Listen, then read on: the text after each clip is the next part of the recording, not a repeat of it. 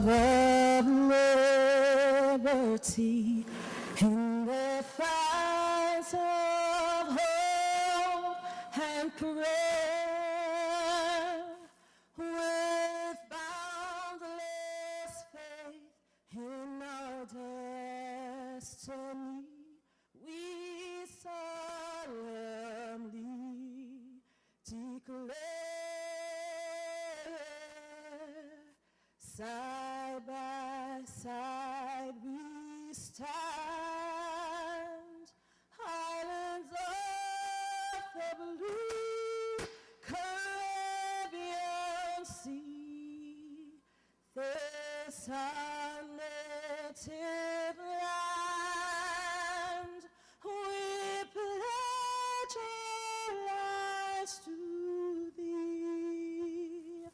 Every creed and race find an equal place, and may God bless our nation.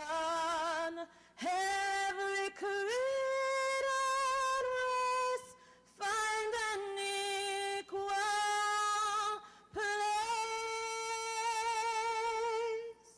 and may God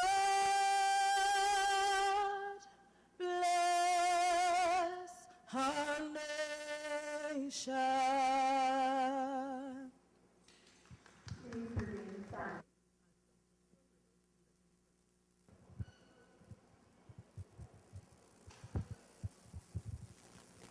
Let us pray.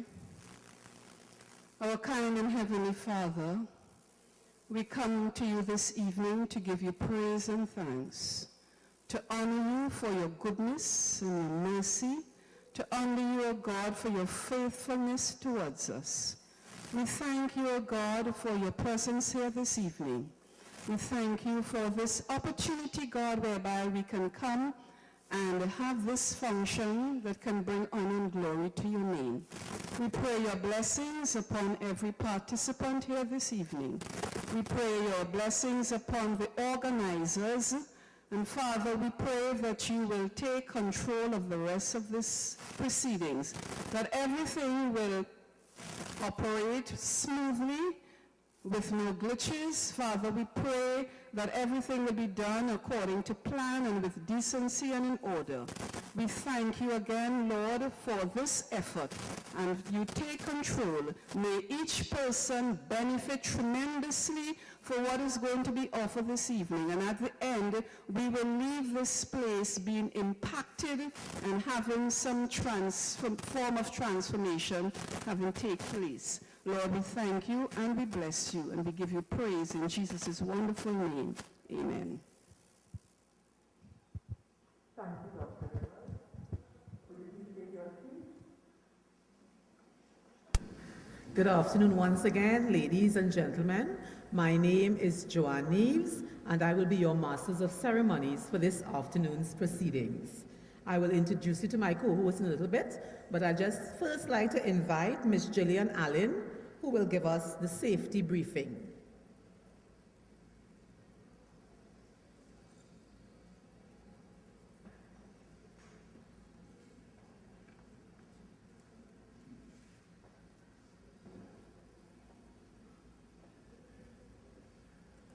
Good afternoon, ladies and gentlemen. Please be advised that there is no evacuation drill planned for today.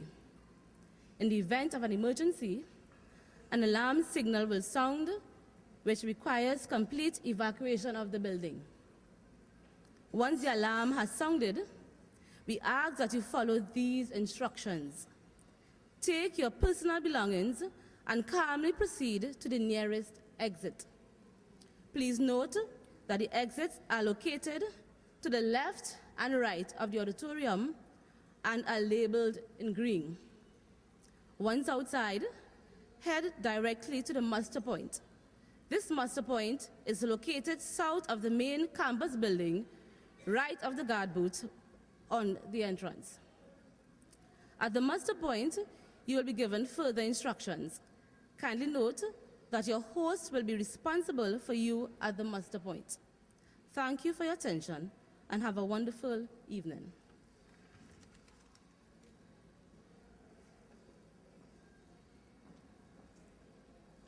Thank you very much, Gillian. I now invite my co-hostess, Ms. Trisha Lewis, who will give you the welcome address.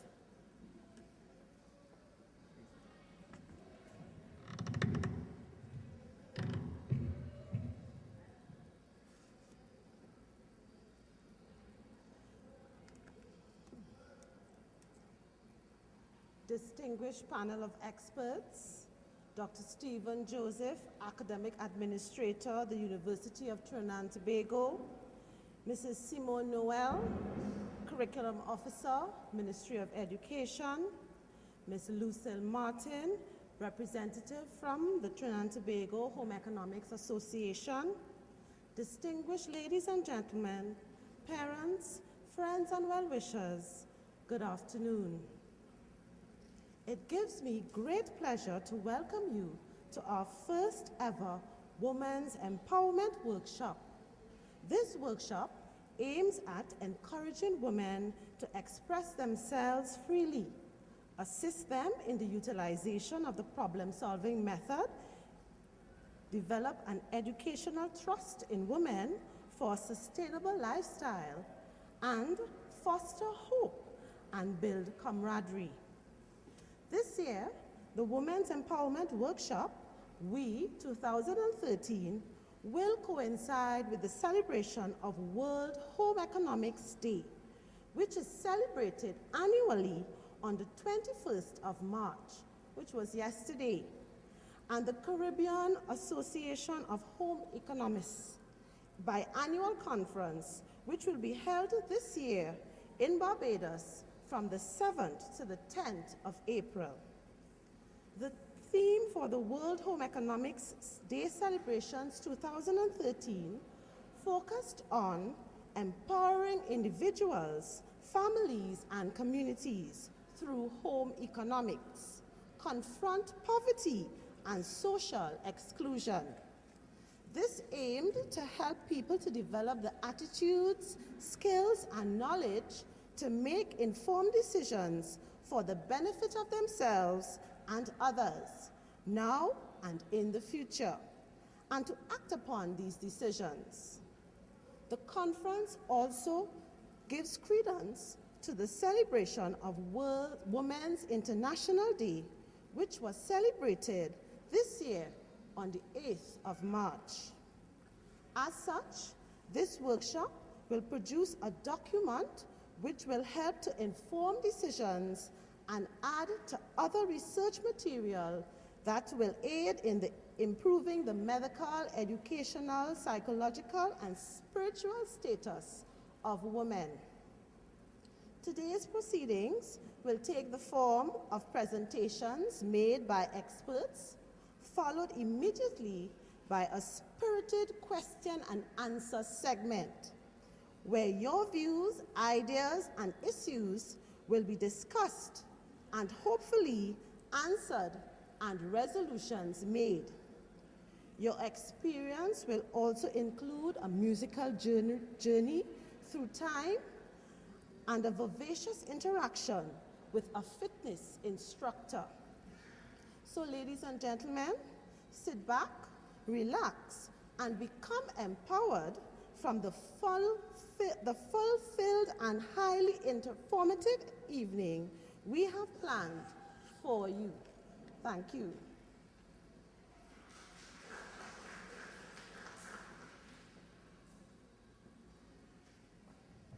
I do think you can give that welcome a lustier round of applause than that. Come on. Thank you. And I'd just like to ask those of you who are sitting very far back, if you can just come forward so we can get our little workshop to be a little more inviting, a little more close in relationships, you know, to the speakers and the audience. So those of you who are sitting in the back, could you just move up 2 rows? You don't have to come to the direct front, but if you just move up 2 rows, those of you who are sitting in the back, we would be very grateful. Thank you, ladies, for moving. Thank you. Thank you, ladies. And now, according to our program, we're going to have some greetings. And the first greeting will come from the University of Trinidad and Tobago Center for Education program leader of this campus, the Center for Education Programs campus here at Valsayn, I now ask Dr. Stephen Joseph to bring us greetings. Please welcome him.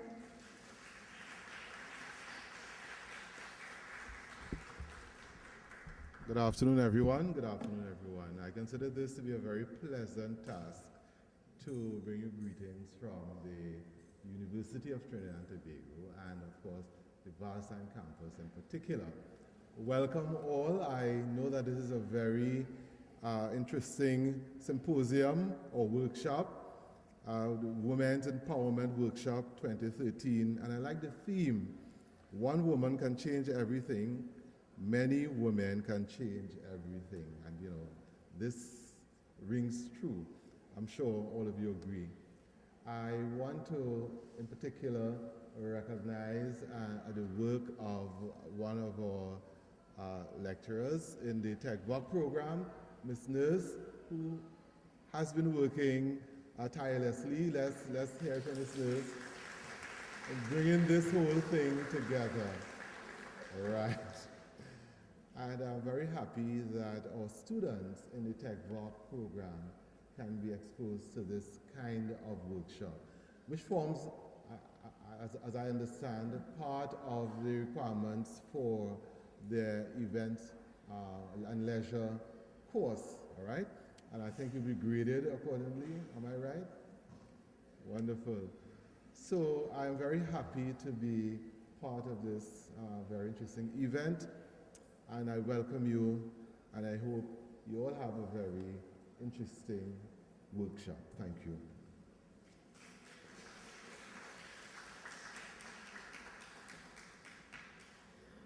Thank you very much, Dr. Joseph, for your words of greetings.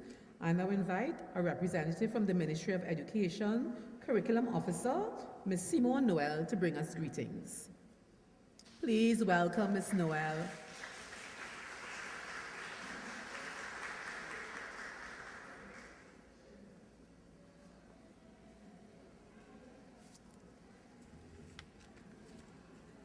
Pleasant good afternoon to all. A pleasant good afternoon to all.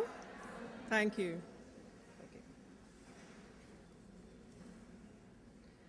I'm bringing greetings to you this afternoon on behalf of the Ministry of Education and special greetings on behalf of the Technical, Vocational and Education Training Unit. The Ministry of Education recognizes the invaluable contributions women make to society. We move and we change several roles during a work day. We move from powerful woman, career woman during the day, to a nurturing parent and friend, to a wife. Also, the Ministry of Education recognizes that women make up over 75% of our teachers in the workplace. And as we all know, teachers are responsible for molding future generations. So on behalf of the Ministry of Education, we would like to thank Ms. Nurse for hosting such a powerful women's empowerment workshop. And I really appreciate, and I will copy the Steve, and I will take everything here back to the Ministry of Education. I would like to call at this time Ms. Nurse.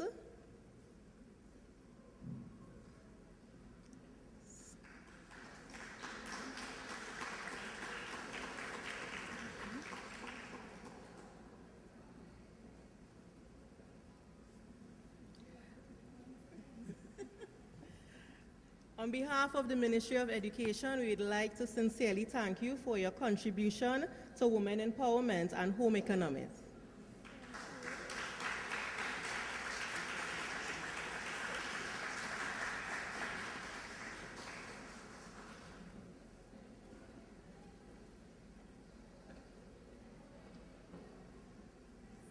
Thank you very much, Ms. Noel, for your greetings. You know, I just found that when she got to the wife part, she kind of just said, wife. You know, we were hardworking women, hardworking career women. We were loving, nurturing mothers, but we were just wives. I mean, those of us who are wives know that we are loving and passionate wives, aren't we, women? Right, yes, we're not just wives. Thank you. Thank you for your greeting, Ms. Noel. And finally, to bring greetings from the Trinidad and Tobago Home Economics Association, I invite Ms. Lucille Marcel.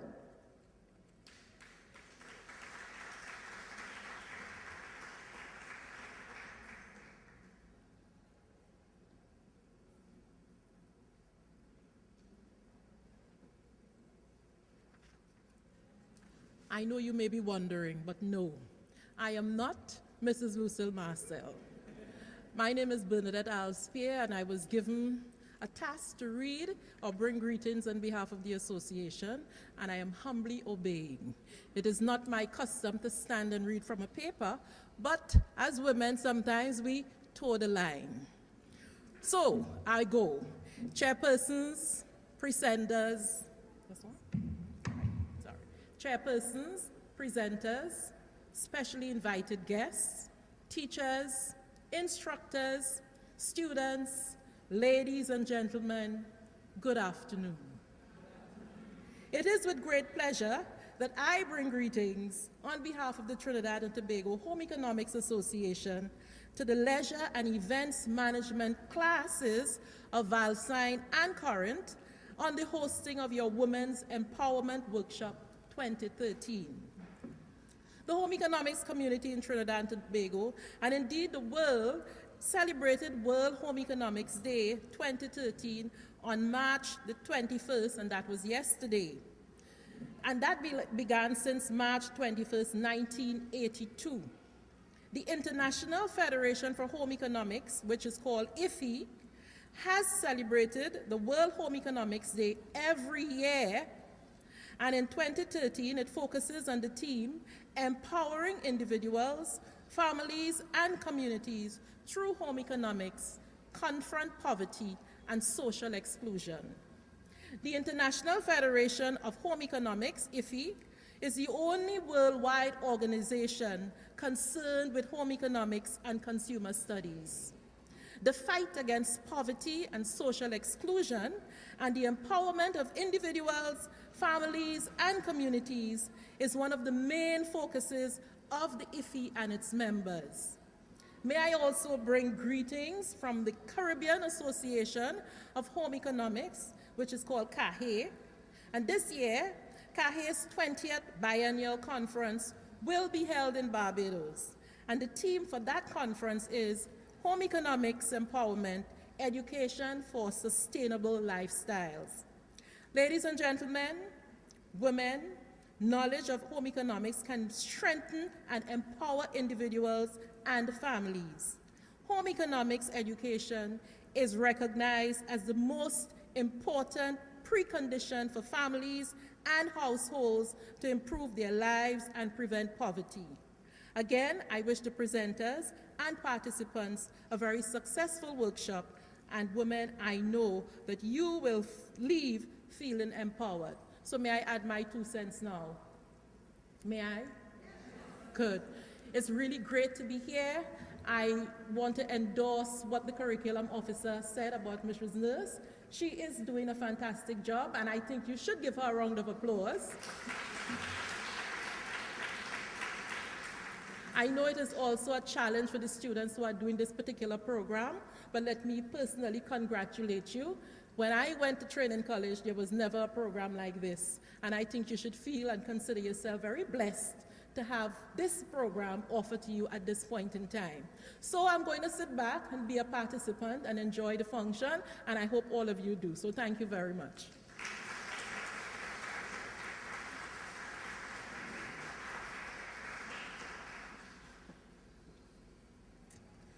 Thank you very much, Mrs. Spear, for your own words of greetings and for speaking on behalf of the Trinidad and Tobago Association as well. So thank you for your greetings.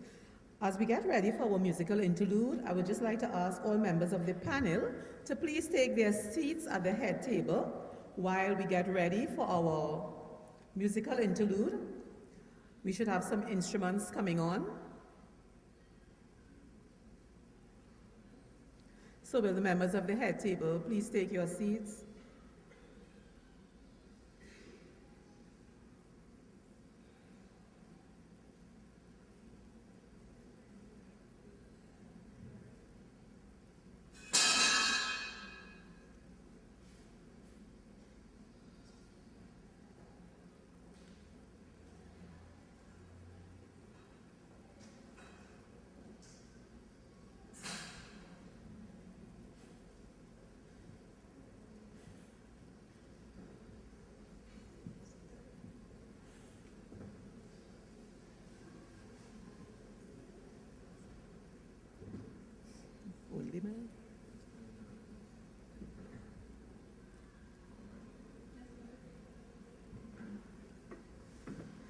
perhaps as we wait for our musical interlude duet to set up, I can introduce the panel.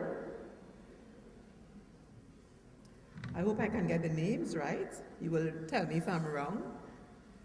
Closest to me is Dr. Mark Jackman, who's representing the field of psychology here this afternoon. Could you welcome Dr. Jackman, please? Next to Dr. Jackman is Reverend Dr. Hazeland Gibbs de Pisa, and she will be representing the field of education this afternoon. Next to Dr. de Pisa is Mrs. I am not sure. Humphrey. Goodbye. This is Linda Humphrey Seals, Reverend Linda Humphrey Seals, and she's representing the area of spirituality this evening. Is that your daughter next to you? No, it's not. Yes, it is. And next to her is her daughter, Miss Ayana Humphrey, and she's representing the area of law. I know that one of those two ladies at the end they are representing medicine. I'm not sure which one is representing medicine. Both of you are representing medicine. Okay, so I think, tell me if I get the names right, Dr. Akila Paula Koto. That's the lady in brown. Please welcome her. And to the end is Dr. Priya Lalu. So, welcome Dr. Lalu. And now we'll have our musical interlude. This is a pan duet by Gabriella George and Junior Lubai, and they're going to play for us, God Bless Our Nation. Please enjoy. And welcome them.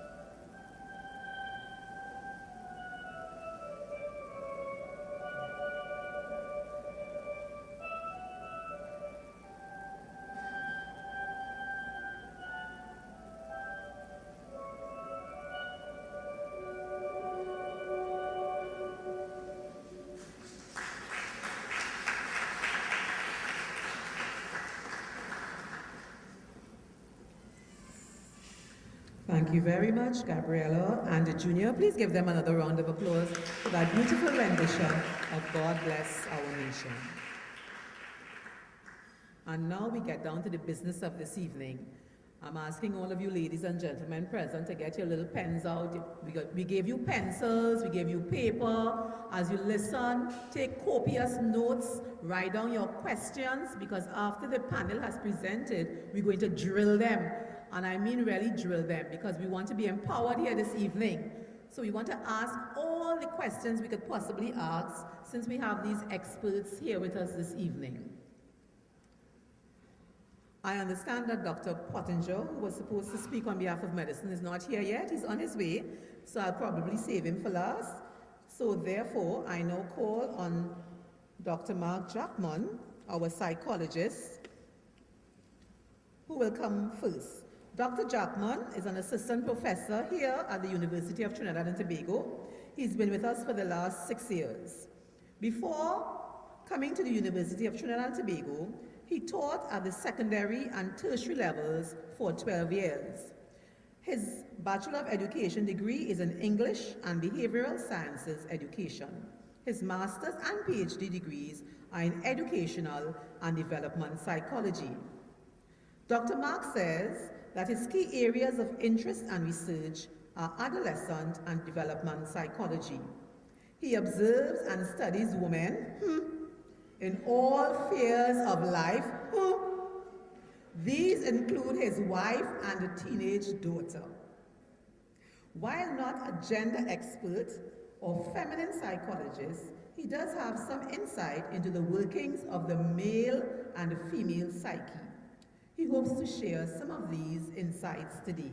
So I welcome to the podium Dr. Mark Jackman.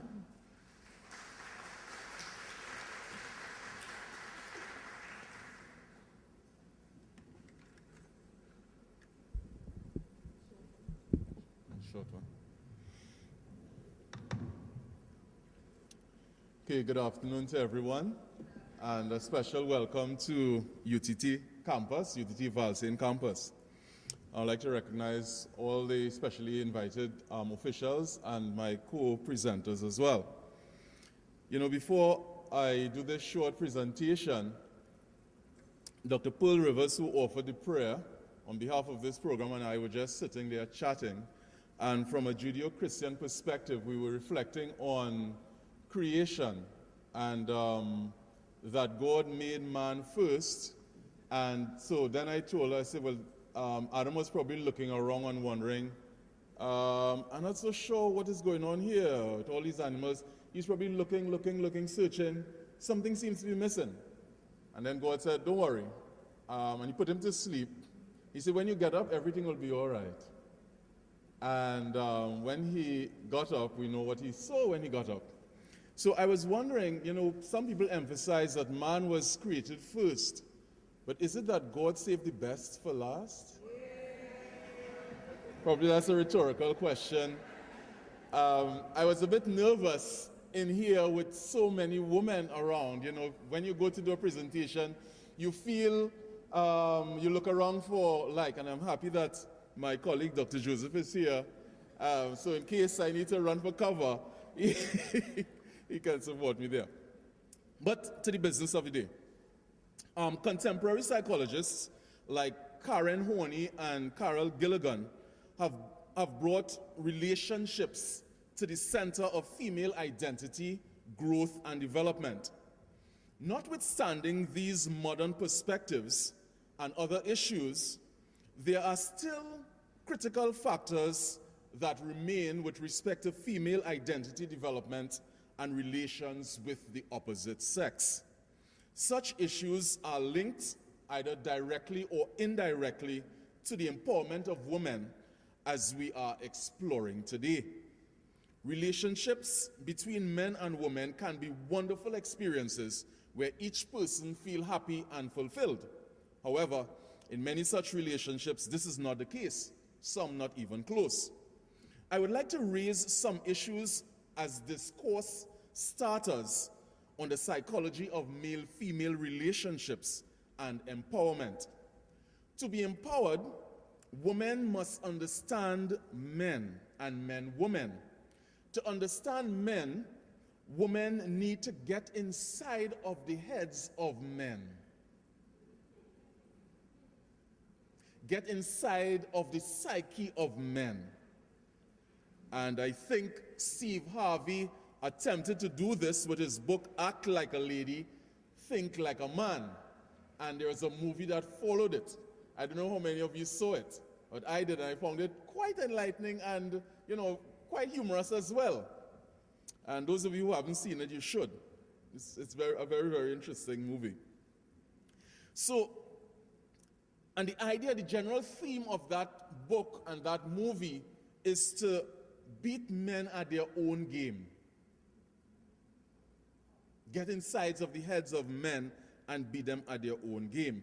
So I would like to, as it were, so what I did, I moved around the office and I did some, what you might call, some ethnographic type research, where I spoke with the women in the office and asked them, generally speaking, what are some of the pet peeves that they have with men and relationships with men?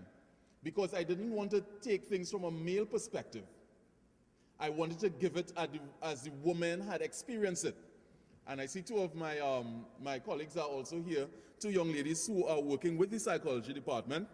And I even asked them as well. So, and then I sort of created some scenarios from this information that I'm going to present to you as discussion starters. So you'll take your notes from those. And the purpose of these scenarios is to get you thinking, and you'll find some of them to be very familiar. And when you ask your questions, what I would attempt to do is to look at the male-female perspective, and especially give you a little insight into the male perspective, which might be familiar to some of you, which might be counterintuitive to some of you, but would lead to some level of empowerment when you get this additional perspective, so you know what to do, why, what happens, when it happens, and possibly how you might best be able to respond in a positive way. All right, scenario one, support in the home. The woman is now furthering her studies for the betterment of her family or her own self-improvement, and so she needs additional support in the home. But the husband or partner does not understand.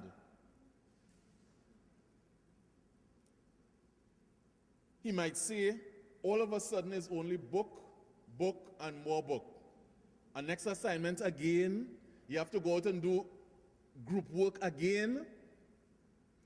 Then all of a sudden you can't find time to lime, you can't cook, the clothes piling up to be washed, in the night you're tired. So some even go as far as to say, is either a drop out of the course, is either me or the course. I hear somebody say fast. Scenario number two, women making more money than men. Why should there be a problem if the woman is making more money than the man? Is it that the man feels insecure about his role as provider? Is he afraid of the woman's independence and that it somehow threatens his own or his say in financial issues? How should such money be managed when the woman or where the woman is earning more? Should women buy clothes, rims, give liming money, cars, cover the entire cost for vacations and other expenses for men? Is there a new breed of man who is looking for and preying on women who are all too willing to cover those expenses? Somebody said yes. So is there a new breed of man? Or are they now coming to the fore? Have they always been around, or they now coming to the fore? Look at that. 3. Now this is a very touchy one. A girl and a guy is in a relationship for a number of years. The relationship breaks up. To the woman's surprise, her best friend is now in the relationship with her ex. How in the world could she be so insensitive? This appears to be the ultimate betrayal. And the woman cannot wait to give her best friend a piece of her mind, and also the ex-boyfriend for the dog that he is. But what really happened here? Scenario number 4. Do men take anything seriously? So a woman wants to talk about what is bothering her in a relationship. However, the man is always putting it off, trying to downplay the issue, smooth over the issue. He says, I can't see why this is affecting you like this. What is the big fuss about? This small thing.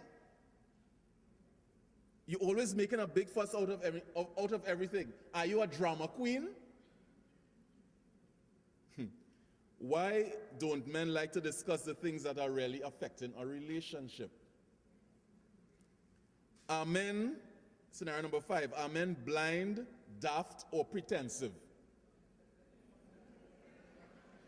Why doesn't a boyfriend or husband recognize when another woman is showing interest or coming on to him?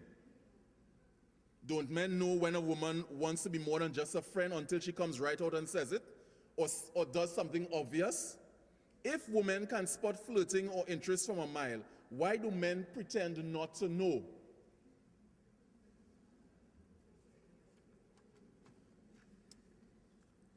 Women are advancing themselves educationally, but still have the entire burden of traditional roles. Is it fear that the expectations of women have grown exponentially in terms of who a successful woman is? They must have degrees and still mother children and raise kids and take care of the man, while the man's life's roles seem to have flatlined.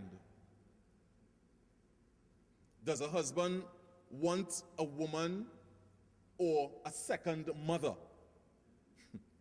Some women are concerned about the fact that they have to do everything for the man in their lives. They want to know if he expects her to act as his mother does, waiting hand on foot on him. Why can't a man take seriously his responsibility and make certain decisions? Why can't he see things to be done and not wait to be asked for them to be done? The final one. Why would a woman more easily forgive a man's infidelity and a man wouldn't a woman's? Is there a serious double standard here? So a man messes up because the devil made him do it, or the other woman forced him to. The woman can find it in her heart to forgive him, but when his shoe is on the other foot, he cannot bring himself to forgive and continue the relationship. Is it true that men really cannot eat corn? As is said in common parlance, what is really happening here? Don't men encourage and gloat about infidelity, but would blow a fuse if their daughters were caught in such a situation? What we are, what we think, what we feel, what we desire has to do with a complex mix of forces, complex integrated mix of forces: biological, social, spiritual, psychological, experiential. And this evening I just identified some scenarios so that we can begin some level of discourse that would point towards a little further insight into some that has been discovered into how men think and how male-female relationship things go where psychological matters are concerned. So I hope I have somewhat stimulated you in that direction. Thank you.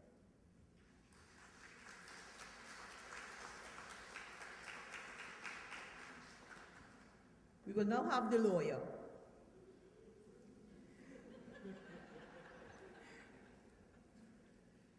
We will now have Ms.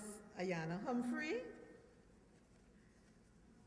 And Ms. Humphrey is an attorney of law with a 10 years practice with Government Civil Law Department. She's currently in private practice doing both civil and criminal law, and she's based in Port Spain. She received her qualifications from the University of the West Indies and the Hewarding Law School. So ladies, if I were you, I would ask her for her number at the end of her presentation if you need it. Please welcome to the podium, Ms. Ayana Humphrey.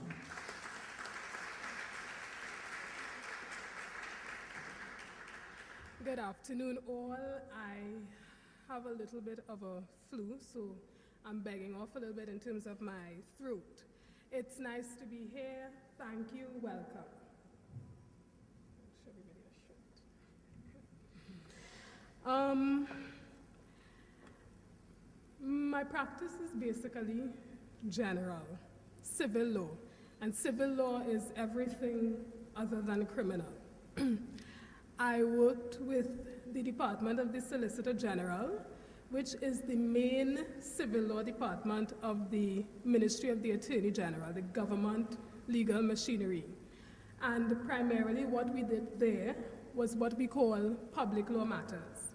So you get into an accident with a vehicle that belongs to government, you sue government, I would defend the government in a matter like that. Or there are things such as constitutional motions where you say, my rights under the Constitution have been contravened, you bring a matter against the state, I would have defended the state in a matter like that. There are also what we call judicial review matters where certain types of employment, for example, carry certain regulations that govern that employment. For example, if there's a disciplinary dispute, it has to follow along certain lines. If that is not done, the worker can challenge it. It would be a public law matter. I would have defended the state in that kind of matter as well. Now that I am in private practice, I do conveyancing, which has to do with doing deeds when you buy, exchange, trade land. I do estate, so somebody dies and they leave property. There's a process for dealing with that. You often have to go through an attorney, so I deal with that.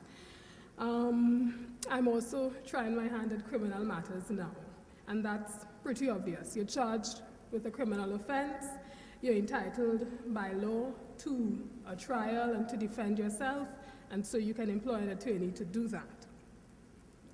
I will speak briefly about women and the law.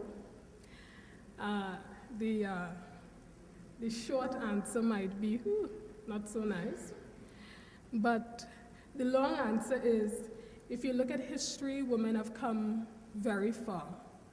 We started off back in the 1500s and so, with not even being able to own property in our own names. That is no longer so. So an unmarried woman could not have owned property. If she was married, her husband would own property. And even then, if he passed, she could not inherit what he left, because simply by virtue of her gender.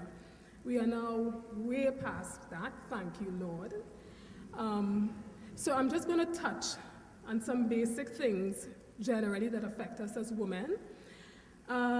Citizenship, for example. In Trinidad and Tobago before 1976, in 1976 we had our 1976 Republican Constitution. Before that, we had our Independence Constitution. But in 1976, we became a republic, we got a new constitution, and then the law was changed in certain regards. Citizenship is one of the things. Before that, you could not gain Trinidadian citizenship through your mother. It would usually be through your father. Now, for example, as a woman, you have a child, and that child gains Trinidadian citizenship through you. So that even if you pick up and you go to the United States and you give birth there, you come home, you bring the child back home, the child is still a Trinidadian, though not having been born here, just by virtue of your nationality. So that's a big change, a big development from what it used to be. I'm going to a completely different area now. Children, custody, status of children. Generally, a married woman who has children shares custody, shares legal custody of those children with her husband. An unmarried woman who has a child outside of marriage, by law, automatically has custody of that child. So that the father, for example, if he wanted to have custody or access, would first have to establish his paternity. All right?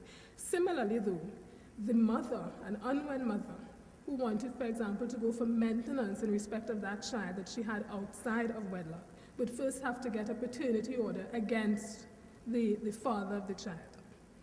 But the good thing about that is, if you're not married and you have a child, by law, you have custody. And that's important sometimes if you want to travel, if you have to make decisions with respect to the medical care of the child and so on. On divorce.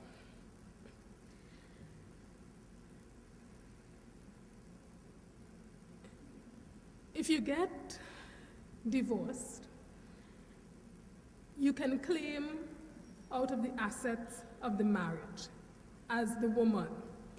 Now, there are several ways in which to do that. You can make a property settlement application. You can ask, for example, if there is land, whether the land is owned jointly or whether the land is registered solely in your husband's name. So there's a deed and only his name is on the deed. You can still apply to the court for a share in that property. You can ask the court also for a lump sum. You can ask the court for maintenance for yourself. The principle generally when you're coming to property and sharing it on divorce is the court would look at the contributions of both parties to the marriage. Now you may find that a husband would have been working throughout the marriage so that he would have been earning income. It varies with women. Some women work at certain times in the marriage. They might have started off working. After they have children, they may take time off, or they may just have stopped working entirely. Some women work right through the marriage. Some women never work in the marriage. The thing is, what the court now says is that your contribution is not only in terms of cash, but kind. So the court would look at the fact that you took care of the home, and that includes literally cooking, cleaning, washing, taking care of the children, your husband. It would look at things like other types of contributions. So your husband may have a business, and you may have supported him in that. You may have inherited money from your father when he passed away. You may have contributed it that way. Or you may have run the household in such a way as to free him up to study, to pursue his business, and things like that. So that your contribution is not just the salary that you bring home, but everything that you do in the home. You can claim maintenance of children in the marriage, and that would be determined by the means of the family. The court will look at the means of the parent, the age of the children or the child, and would look at the ability to contribute of both, and would order maintenance until a child attains the age of 18 or completes tertiary education, whichever is later.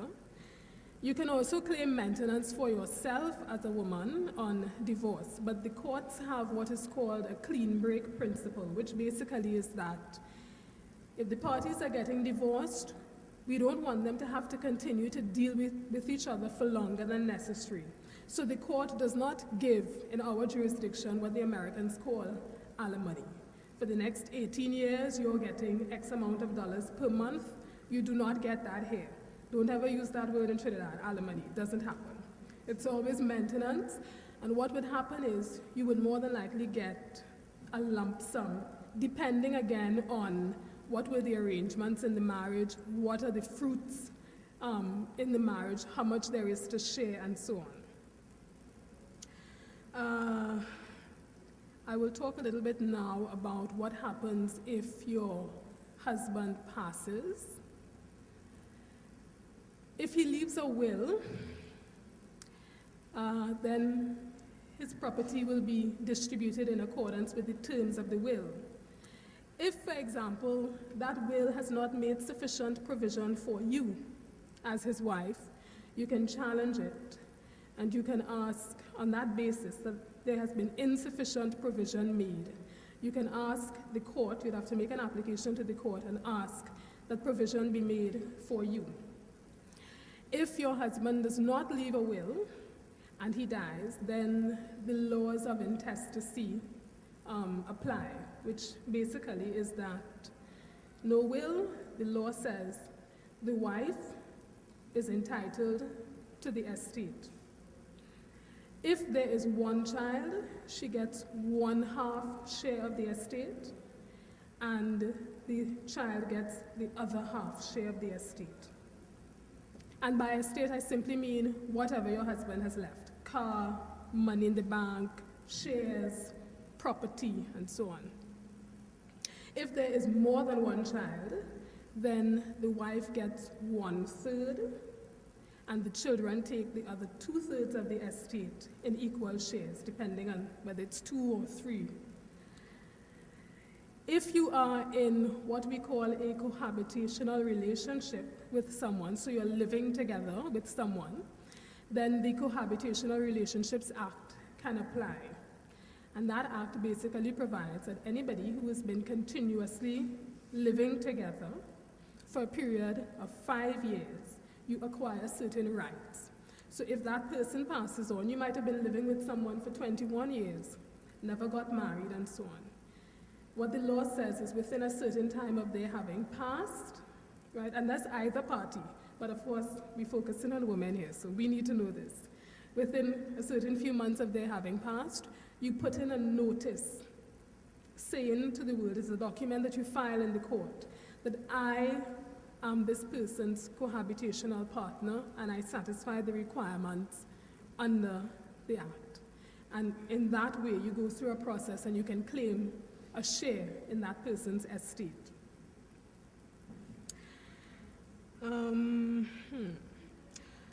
Okay, the last thing I will touch on today is something that affects quite a few women here in Trinidad, unfortunately, and it has to do with domestic violence. We do have in Trinidad and Tobago a Domestic Violence Act, 1999. A piece of progressive legislation. It is very often used in the magistrates' courts today. And what this act basically allows you to do is, if you are being abused by a person with whom you are in a domestic relationship, you can apply to the court for what is called a protection order. Very often you hear people talking about restraining orders. That's the American terminology. In Trinidad, it is known as a protection order under the Domestic Violence Act.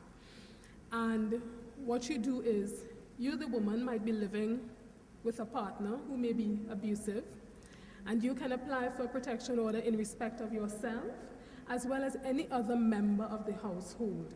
So you may have your mother living with you, you may have your children, and you can apply for protection orders in respect of them as well. The Act also allows police officers, if complaints have been made, to apply on behalf of a member of the household for a protection order. What is good about the Domestic Violence Act is that the definition of abuse is quite, in my view, progressive. It includes psychological abuse, Dr. Jahma, financial abuse, physical abuse, emotional abuse, so that it doesn't have to be that the man is beating you or that your son is beating you, right? Because it doesn't have to be restricted to your partner. It can be any member of the household.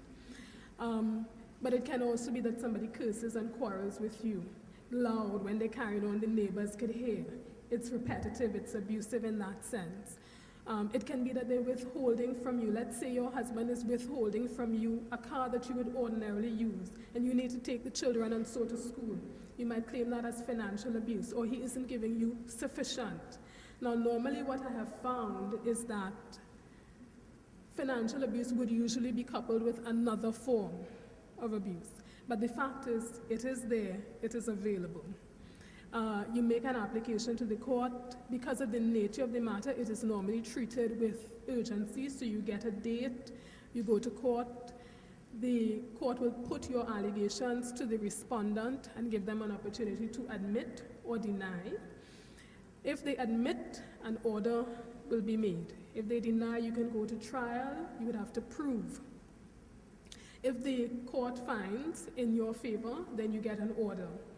The orders are also wide-ranging, so you can get an order restricting somebody from the home. In other words, ejecting the respondent, if that may be the husband or it may be your son or so, an adult, restricting them entirely from the home. You can get an order preventing them from coming within a certain distance from you. You can get an order preventing them, prohibiting them from using certain abusive language towards you, which would not just be restricted to curse words, but abusive language generally. The orders can remain in force for up to 3 years, and on breach of the order, it becomes a criminal matter where the person can be charged as a criminal offense for breaching the order. They can face fines of up to $8,000, I think, in the first instance, and up to $15,000 the second instance.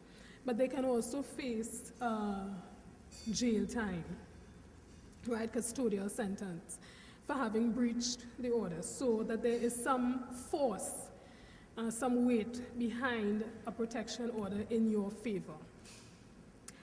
And I think that may be the basic things, the things that touch us from day to day as women. But I'm sure that you all will have your questions for later on. I'm just going to give this caveat. I say this all the time.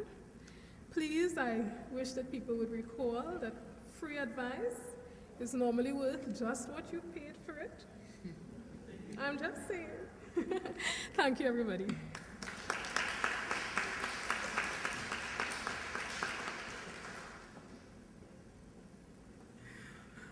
Thank you very much, Ms. Humphrey. I think we got some really practical advice there with regard to women and the law. So let's give her another round of applause for your very simple and practical advice to us here, women.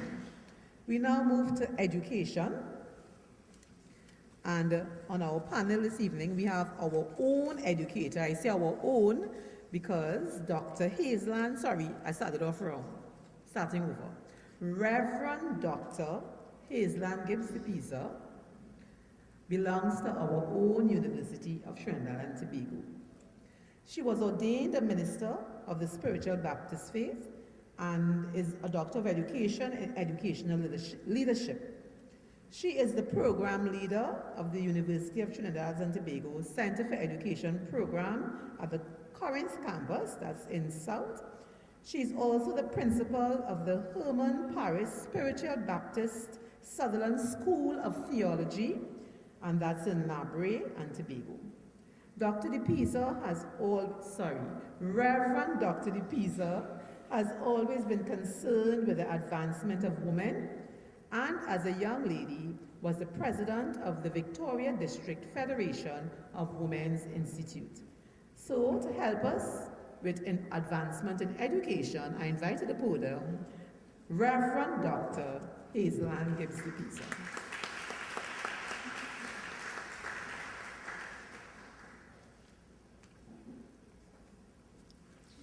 Thank you, Madam Chair. A very good afternoon to my colleagues at the head table and to each and everyone present here for this workshop.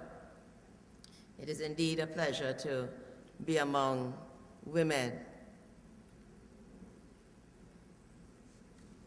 With a few men around. The workshop this evening is called an empowerment workshop. And when one thinks of empowerment, we know that the root word is power, and power is defined as the ability to do or to act. But to empower is defined as to authorize or to enable. So empowerment is supposed to make ability become reality. So So we're hoping that coming out of this workshop then, the ability that we have will become reality. Empowerment also makes potential become substantial.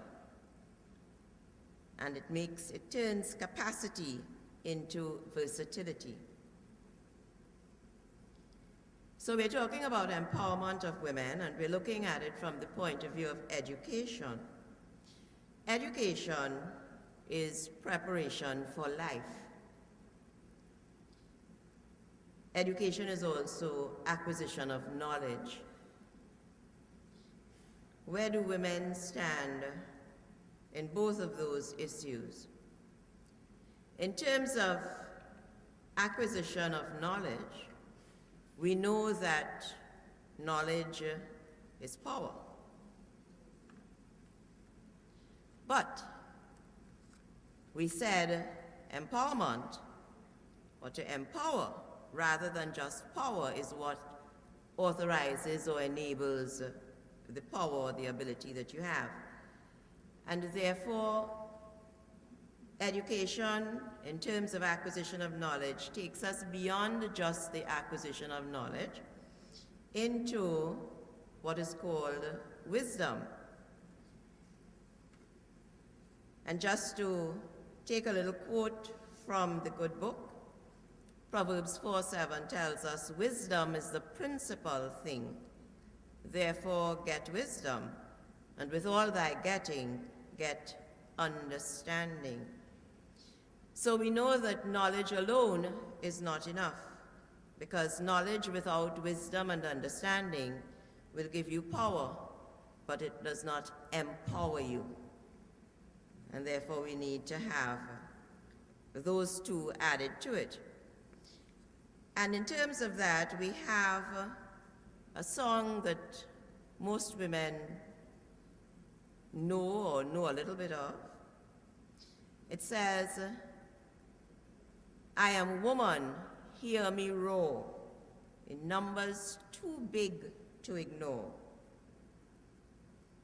And your theme says that one woman can change anything, and many women can change everything. So when we roar in numbers, we cannot be ignored. The chorus tells us, oh yes, I am wise, but it's wisdom born of pain. Yes, I've paid the price, but look how much I've gained. If I have to, I can do anything. I am strong, I am invincible, I am woman. And that takes us into that aspect, therefore, of knowing that we need more than knowledge, we also need wisdom and understanding.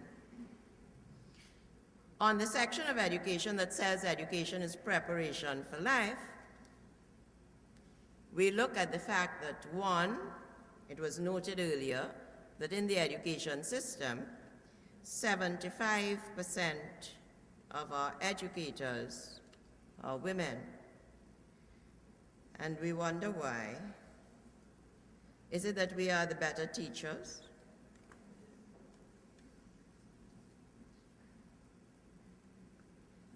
And I want to take you to a poem that says, we usually use just a quotation, but it really comes from a poem. Blessings on the hand of women, angels guard its strength and grace. In the palace cottage hovel, oh, no matter where the place. Would that never storms assailed it, rainbows ever gently curled. For the hand that rocks the cradle is the hand that rules the world. And what I'm going to say next is not something that women like to hear.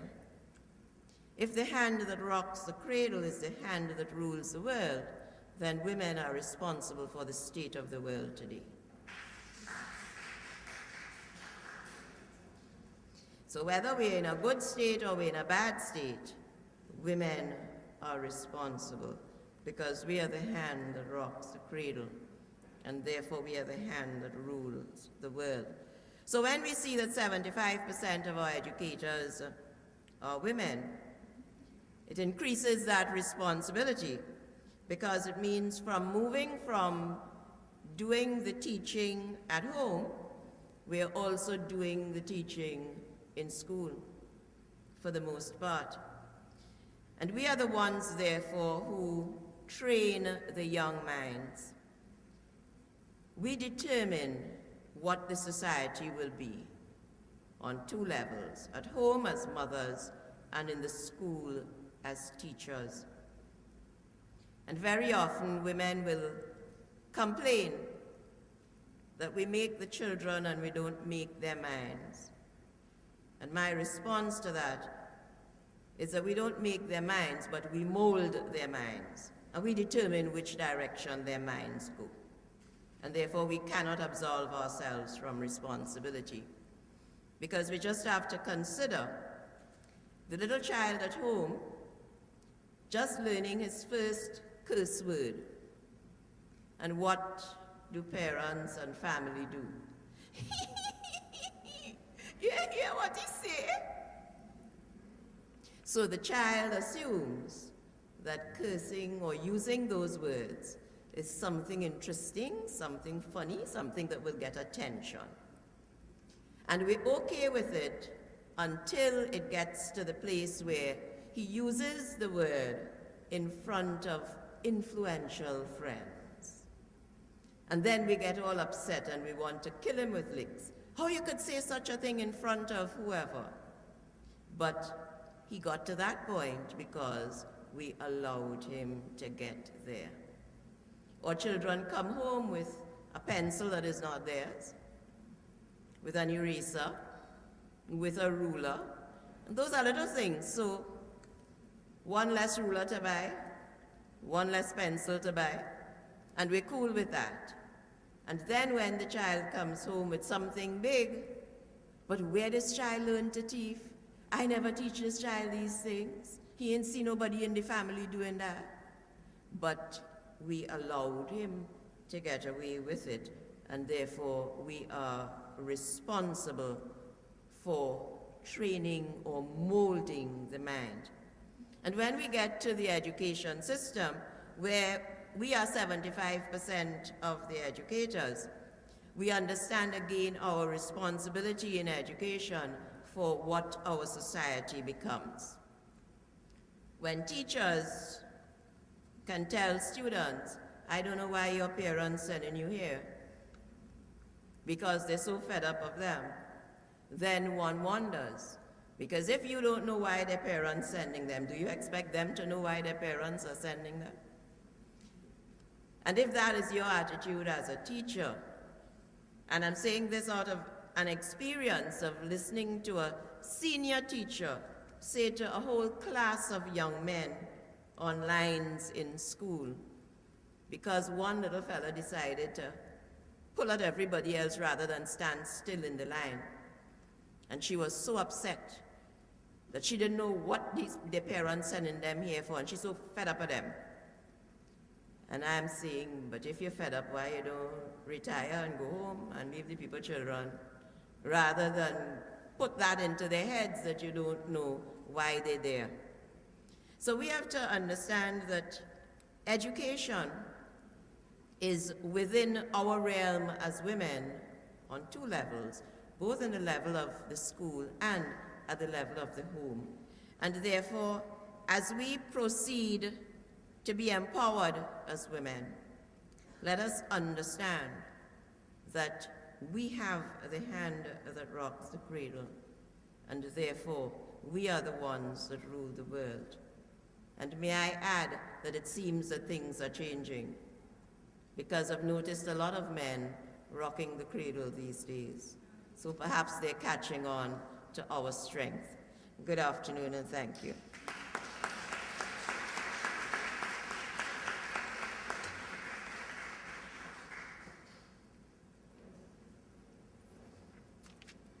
Thank you very much. Reverend Dr. Hazeland Gibbs Pisa. She went a little bit philosophical on us there, you know. Very heavy, strong words for us to think about. And I hope you have written your questions. Remember, we're going to drill them after, right? So make sure you write all of your questions. We're moving on to our next presenter. We are moving to the realm of spirituality now, as I invite Reverend Linda Humphrey Seals to the podium.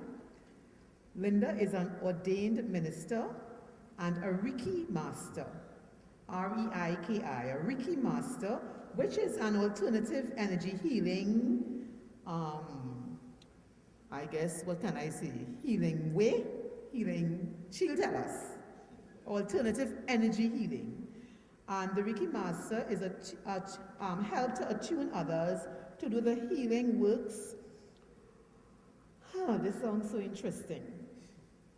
She's a certified hypnotherapist and a spiritual teacher. So I think she's very well qualified to come and empower us spiritually. So please welcome Reverend Linda Humphrey Seals.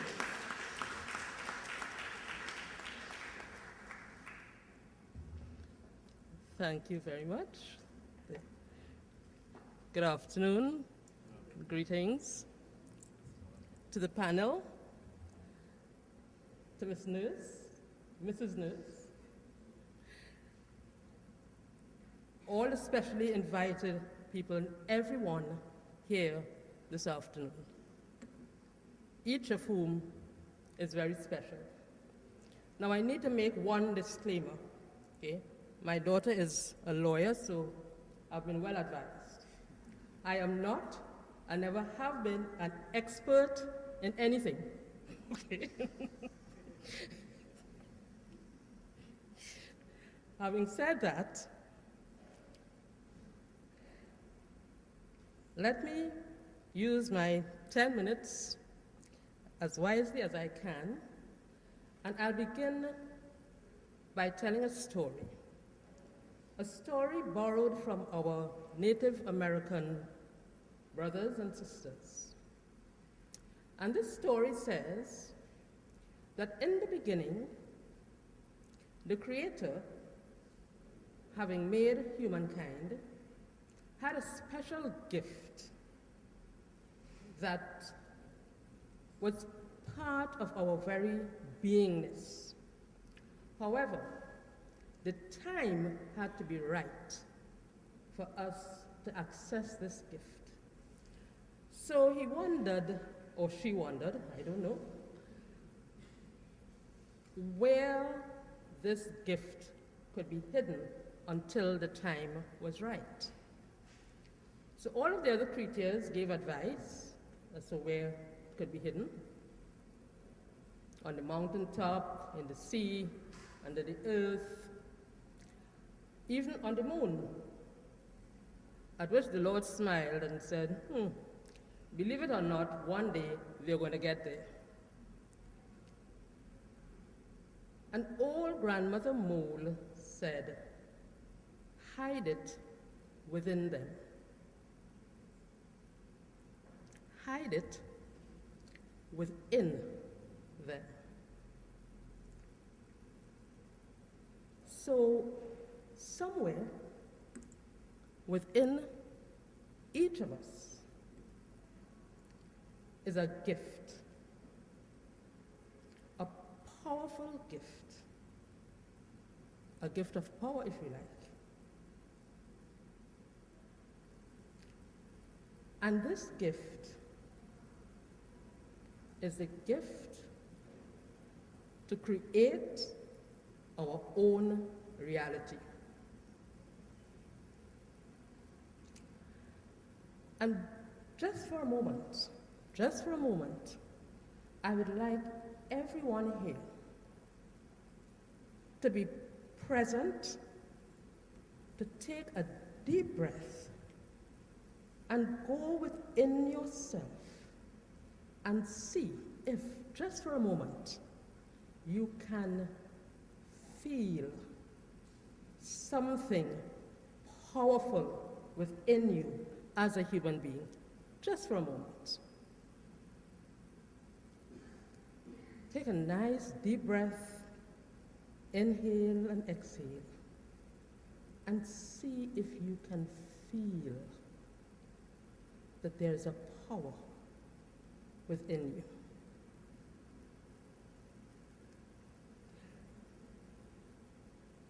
Now, my fellow Reverend,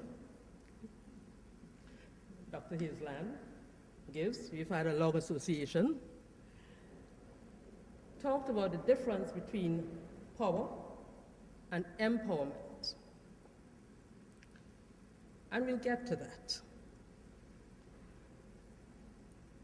So not only are we told that we have this power within us as a gift, but the French priest and philosopher and mystic took it a little further when he said that you are not a human being in search of a spiritual relationship or experience, but in fact, we are spiritual beings involved in a human experience. So we have gone even further into this. And throughout the history of the world, our recorded history, all our books of wisdom, our ancient texts, our scriptures have exhorted us to look within. Our own Christian scripture says, the kingdom of God is within. The oracle at Delphi says, man, woman, know thyself. So there's this exhortation to us to go within and seek our truth, seek our essence, seek the wisdom that Dr. Hazeland talked about, and begin to understand who and what we are. Now, every power supply has a power source, right? Yeah? You have a plug in your house, but that is not the source of the power, really. Okay? The day TNTech says, boom, that's it. You have no supply. So our power supply must have a source. And this source is called simply, let's call it spirit, with a capital S.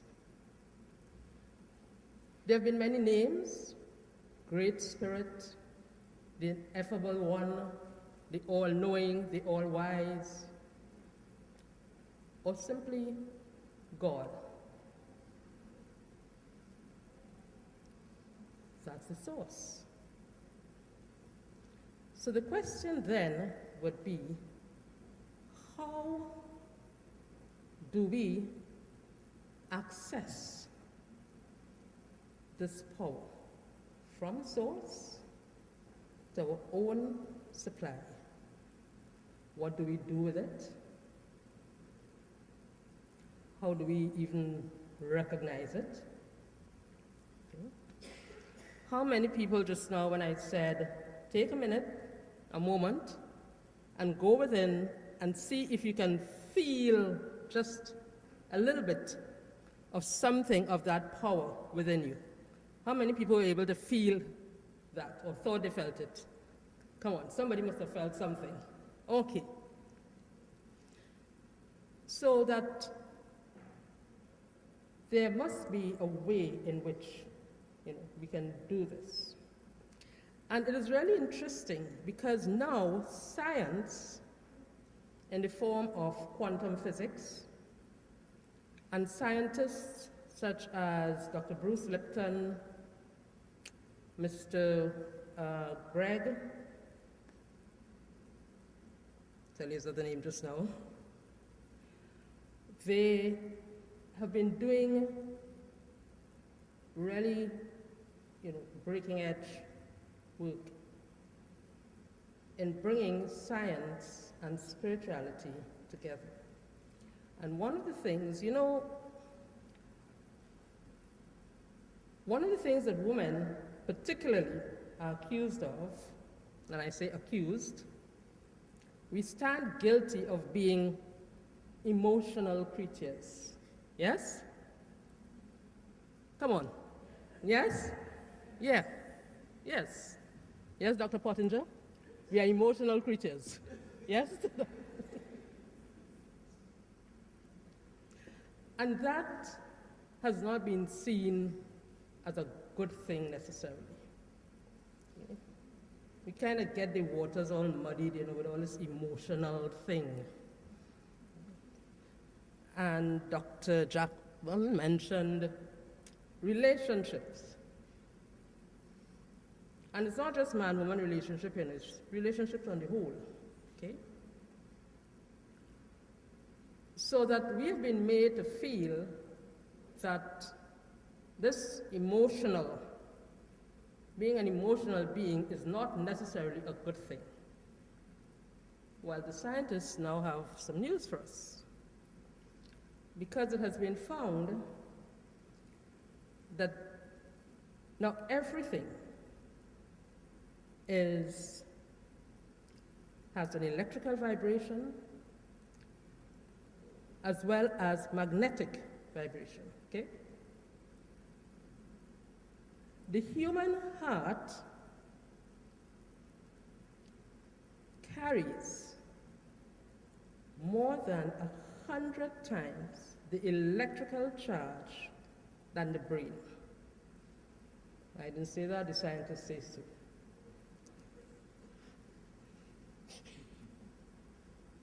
Yes, I'm putting myself out there with all the medical folks around. It also, from the magnetic point of view, carries more than 1,000 times, much more than that actually, the energy of the brain.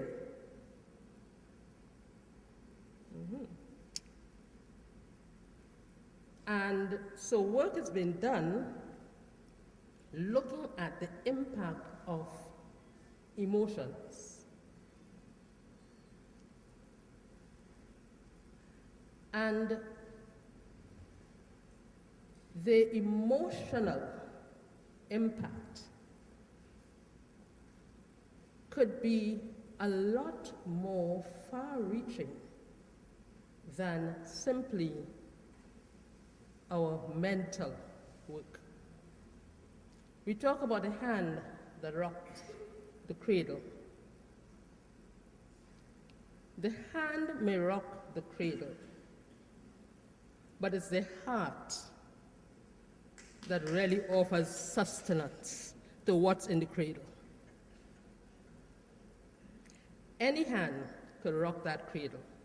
And I hope that if the men are beginning to rock the cradle, they will understand that it's not just about the hand, it's not just about making the formula and holding the baby. There's a heart connection.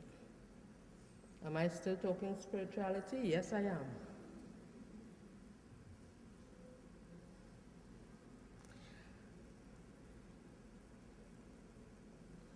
The relationships.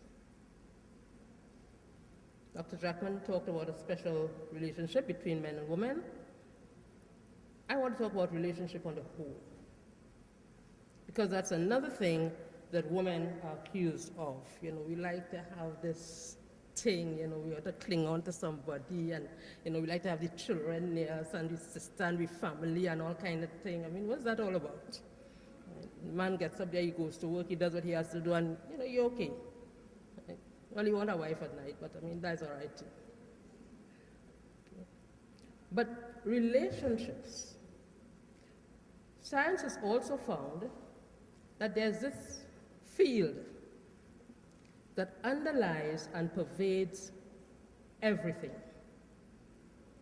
What that means is that everything is interconnected and related. Okay? So how does that help us? How do we empower ourselves? Having that little bit of knowledge, which the ancients always knew, and most women know intuitively. We are the ones who fill the churches, not necessarily out of need, but because somehow we have always felt that connection to a higher, if you like, or inner power.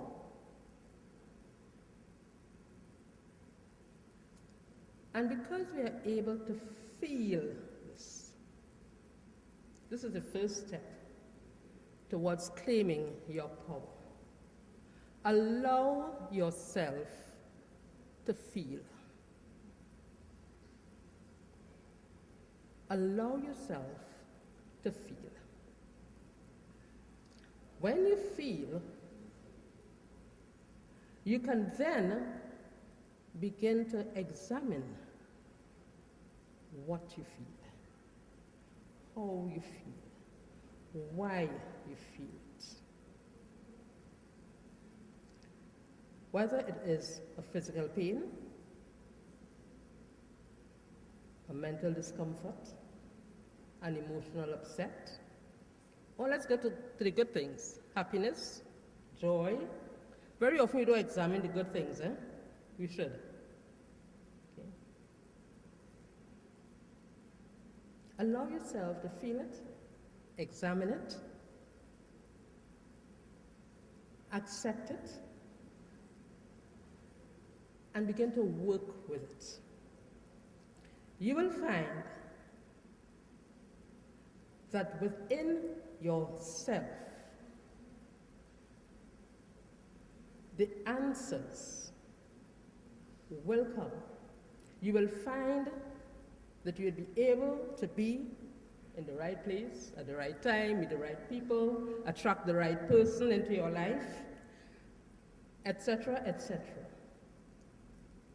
Because women are essentially spiritual beings first. Not that the men aren't, eh?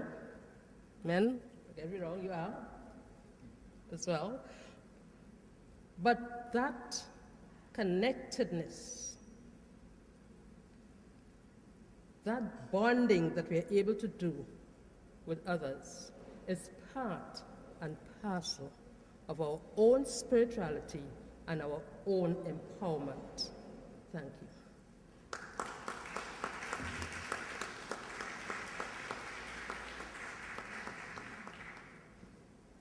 I don't know if I got it right, but I think that's what you said. Spiritual beings involved in a physical experience, and sometimes the physical experience can be both negative and positive.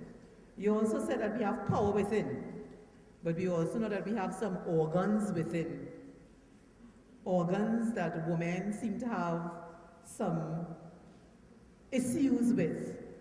The organs that lead to hypertension and diabetes, etc., etc. And so, to give us a little insight into the human biology, we have the medical doctor, Dr. Anthony Pottinger, and of course, you know, he's a renowned gynecologist. He has a BSc in agriculture from the University of the West Indies, a Bachelor of Medicine, a Bachelor of Surgery, also from the University of West Indies.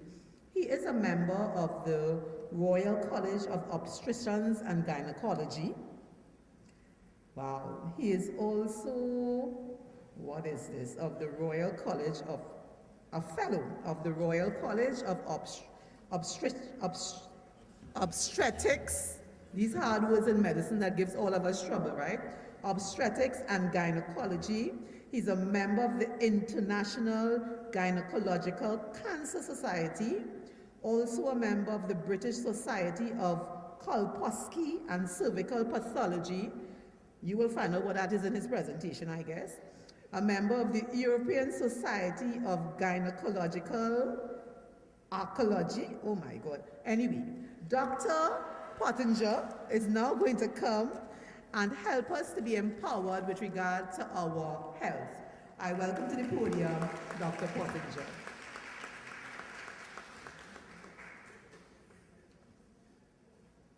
Good afternoon. I would like to say thanks for the organizing committee, especially Sandra Nurse, for inviting me to come. And now, after the high talk a while ago, when you come down to plain things, all right?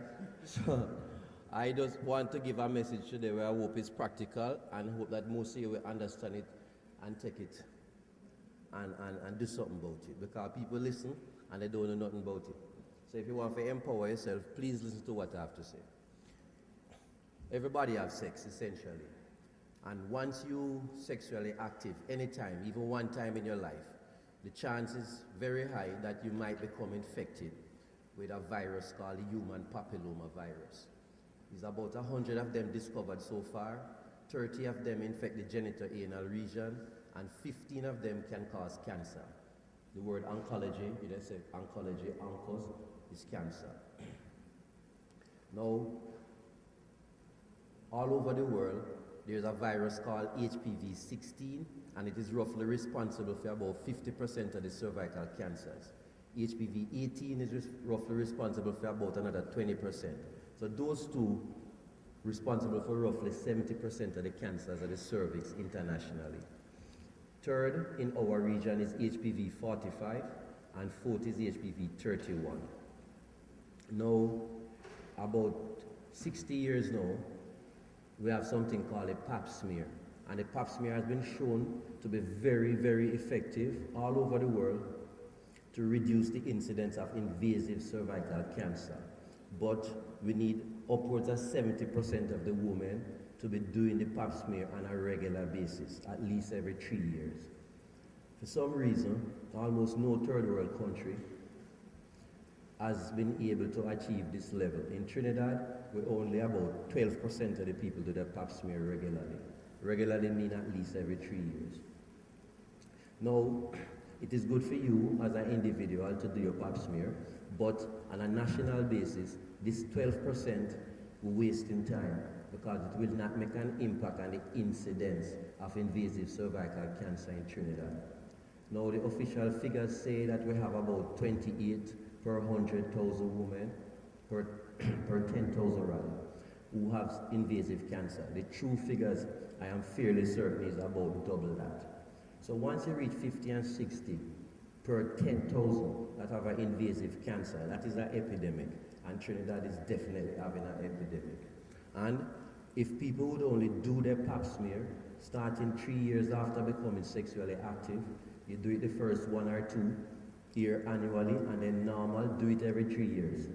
If you reach 50 and never had an abnormal pap smear, you could probably do it every 5 years for the rest of your life. If you do this, the chance of you getting an invasive cancer and dying from it is very, very low. In England, they cover upwards of 80% of the women every 3 years, and their incidence has fallen from just about 20 years ago, about 20 per 10,000 to about 7 now. So they have about 7 per 10,000, and we have at least 50 or 60. I am fairly certain.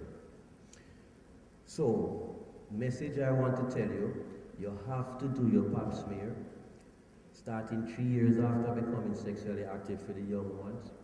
And everybody at risk of developing cervical cancer,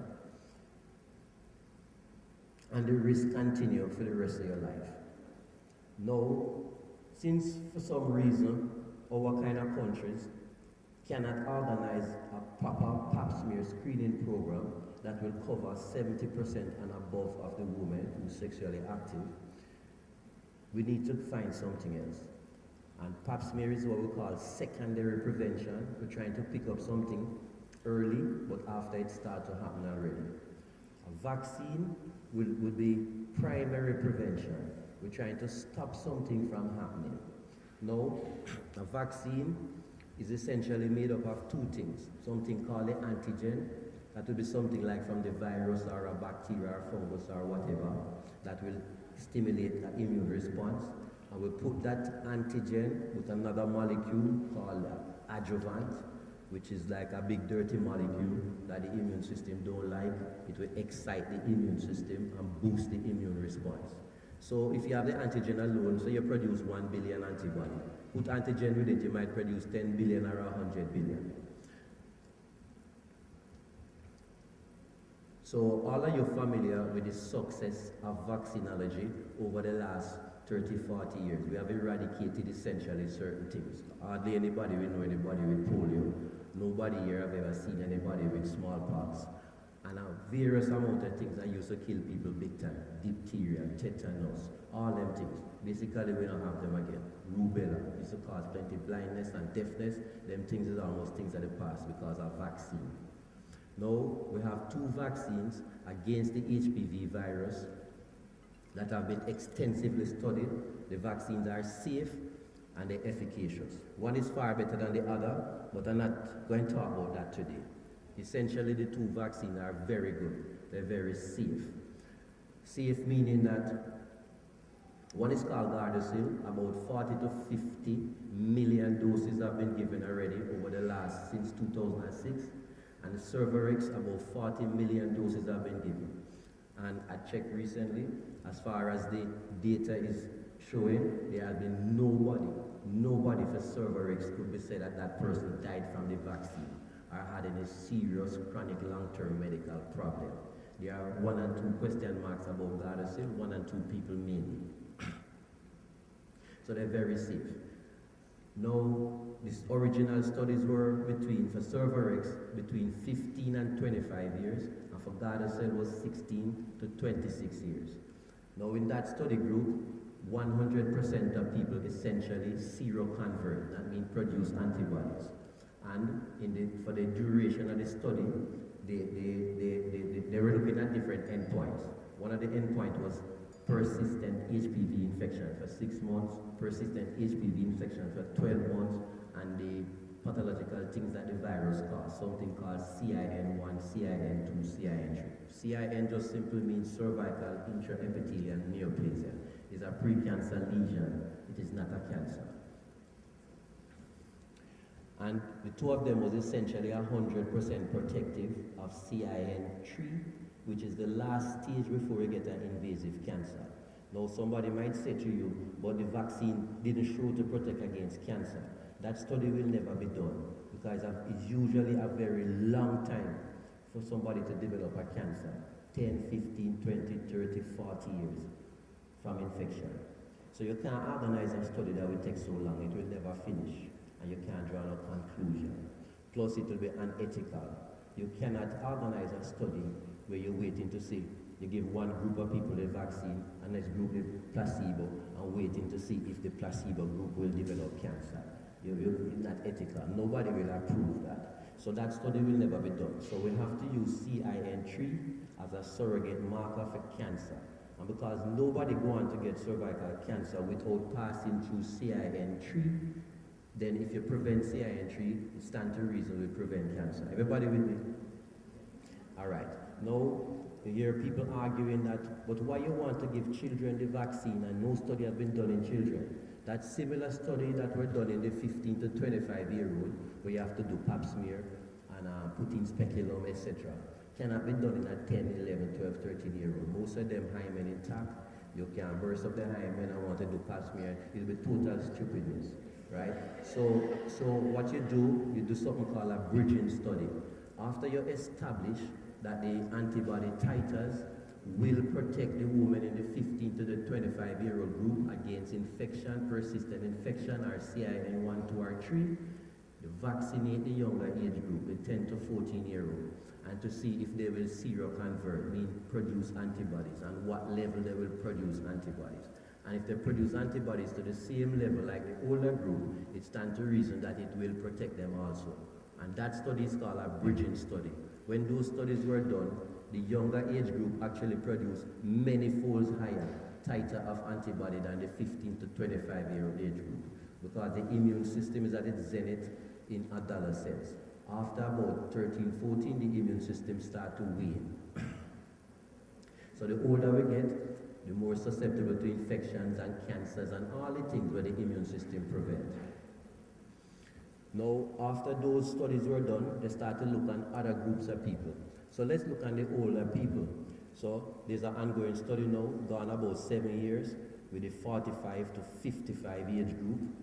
And in that age group too, 100% seroconversion, meaning everybody who get the vaccine produce antibodies.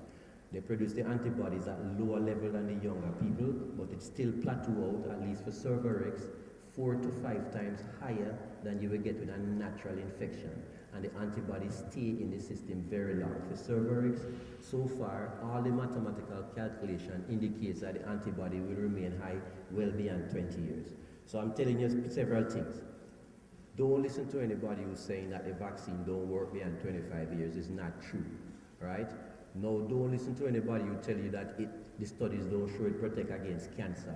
You understand why that study won't be done. And why we want to target the adolescents is because at that age range, they have the best immune response, and most of them would not have been subjected to they would have been exposed yet, because most of them are sexually active at 10 or 11. No, I don't want to get political, but your government has decided to choose Gardasil. And I hope you listen to me at some other forum. It is by far the inferior vaccine, and it's more expensive than the other one. So they should be asking why they choose that one. All right? Time? 1 more minute. Look, I don't know this fast thing, you know. I come here prepared for talk plenty things. Anyhow, let me wrap up since it's 1 minute. So the take-home message is, once you have ever been sexually active, you have a risk of developing cancer caused by HPV. It's not just the cervix. HPV causes vaginal cancer, vulval cancer. If you ever have anal sex, 100% of anal sex is due to anal cancer is due to HPV. If you ever have oral sex, 20 to 30% of squamous cell cancer in the head and neck region, your lip, tongue, throat, larynx is due to HPV. The other 70% is due to every drinking and smoking. So, unless you're a virgin, go and do your pap smear at least every 3 years. And if you're under 55, I implore you to get yourself vaccinated with the vaccine called Cervarix. Now, if you have a child or children or niece or whoever in the 10 to 14-year-old group, and the government decide to vaccinate people in their school, please give consent for the child to be vaccinated. That is with Gardasil. After about 5 years, the protection wane with Gardasil. So if you have a child that was vaccinated with Gardasil, when after 5 years, please vaccinate them with Cervarix.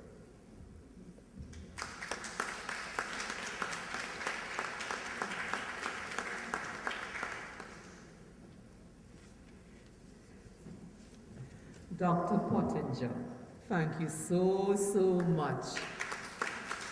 You know, I was kind of sitting down there saying, where did Miss Nurse find this doctor from? He just came and he went to the heart of the matter, and he didn't even allow me to repeat or to summarize what he said. He summarized it for himself. So thank you very much, Dr. Pottinger, for empowering us here this evening with regard to cancer and the way we should empower ourselves to help prevent cancer. So we get into the nice part where you now get a chance to speak, to make statements, to ask questions. I'm going to ask you to first address Dr. Jackman because he says he has to leave in a little bit. We need to get the handheld mic so it can move around to the panelists. And while we get ready, I just want to give you a little synopsis. We first heard from Dr. Jackman, our psychologist on the panel, who talked about relationships basically, and how we can empower ourselves as women in relationships. He talked about educational development, women who want to educate themselves and how that can be an issue in the relationship, financial wealth between partners, friendships, female friendships and relationships. He also mentioned a little bit about issues that are pertinent to women and not so to men. He asked us the question if men are blind, daft, or pretensive, and I want to tell him all three. That's my answer. But you will give your own answer. He talked about men wanting their wives to be like a second mother, and he also talked about the woman's ability to forgive in cases of infidelity, but the man can't seem to handle the horn.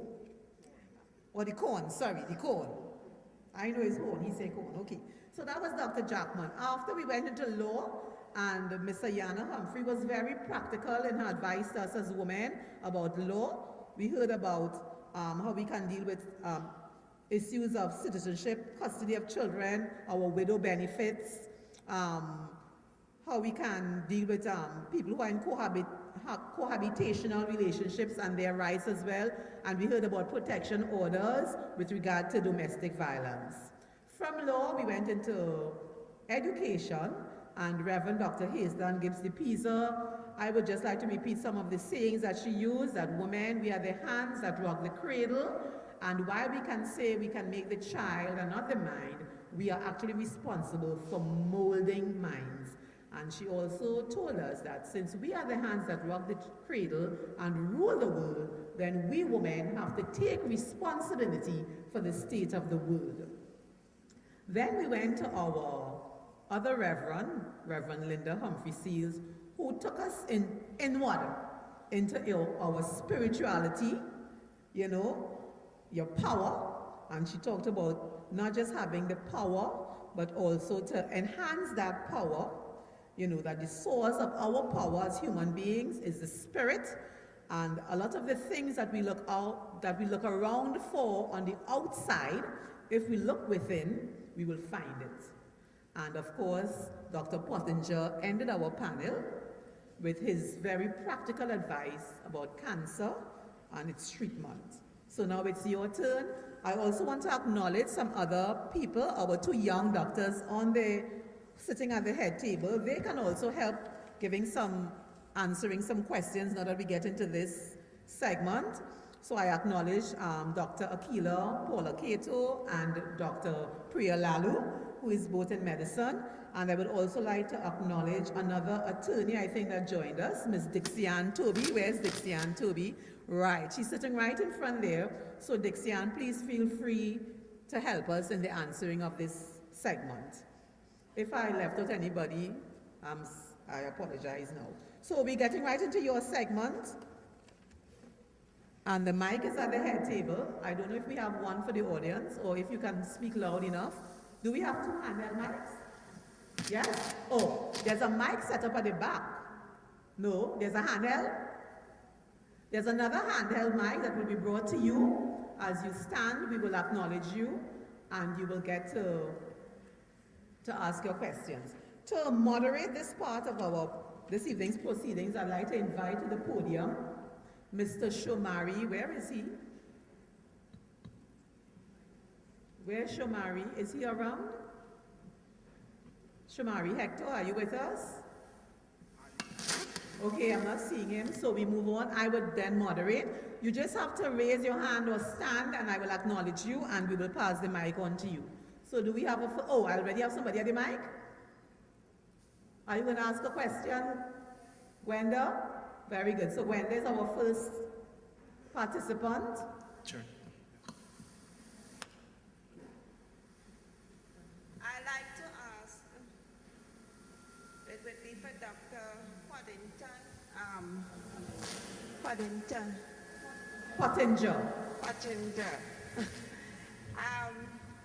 You are saying that women must go and get their pap smear done as often as possible. To know, is there anything for men, seeing that, you know, you're talking about sexual intercourse, is there anything for men to help prevent women from having this disease? No, we don't have any screening for men. And 93% of the cancers caused by HPV is of the cervix. Vulva, vagina, penis, scrotum, anus, lip, tongue, throat, all those things make up only 7%. So the burden is with women. who have the cervix. Now, I don't want to get into it's a chicken and egg situation because every man get the virus from a woman. Yeah? So we don't want to say the man bring it and give it to a woman. It's a nonsensical argument to get into. All right? So what you need to do, because you are the ones having the epidemic of cancers or killing people in Trinidad. If you get diagnosed with an invasive cancer in Trinidad, the official ministry figures say that 75% of you will die from it. So 3 out of every 4 women who diagnosed with an invasive cancer, it kill you. So do your pap smear, not as often as possible, every 3 years. Say thank you. Do we have another question? Yes, please give us your name and then ask your question. Good afternoon. My name is Alicia Aligo. I have a question for Dr. Pottinger. You were speaking about the HPV vaccine. Is it true that the HPV vaccine can cause sterility? No. This usually have a conspiracy theorists and lunatic fringe who like to believe, everything comes to kill off black people and kill off poor people and everything. It's not true. It don't happen. There is one ingredient in Gardasil, the one that the government chose, that there has shown some in rats that there's some question as to it might affect fertility, but it has not been reproducing, as far as I know, in human beings. And I give both of the vaccines over the last, since 2006, to plenty people, including my daughter, my biggest daughter. They had Gardasil, and after 5 years, I vaccinated them with Cervarix. My biggest daughter is pregnant. My daughter-in-law give me a granddaughter, 18 months now, and plenty of my patients get pregnant after it. So this is anecdotal evidence, but the big studies didn't show it have any effect on fertility whatsoever. Thank you. Who's asking? Okay, another. We have somebody to the front. I don't know if you want to, after that person. Are you the lady in black at the back? Are you asking a question? Okay, but you will have to wait until the lady in the front asks her question, okay? So you can pass the mic to the lady in the front, and then we'll have your question. Please remember to state your name. Hi, good day. My name is June Rodriguez Kirby. This question is for Dr. Pottinger. Could you explain the removing of a polyp on the cervix?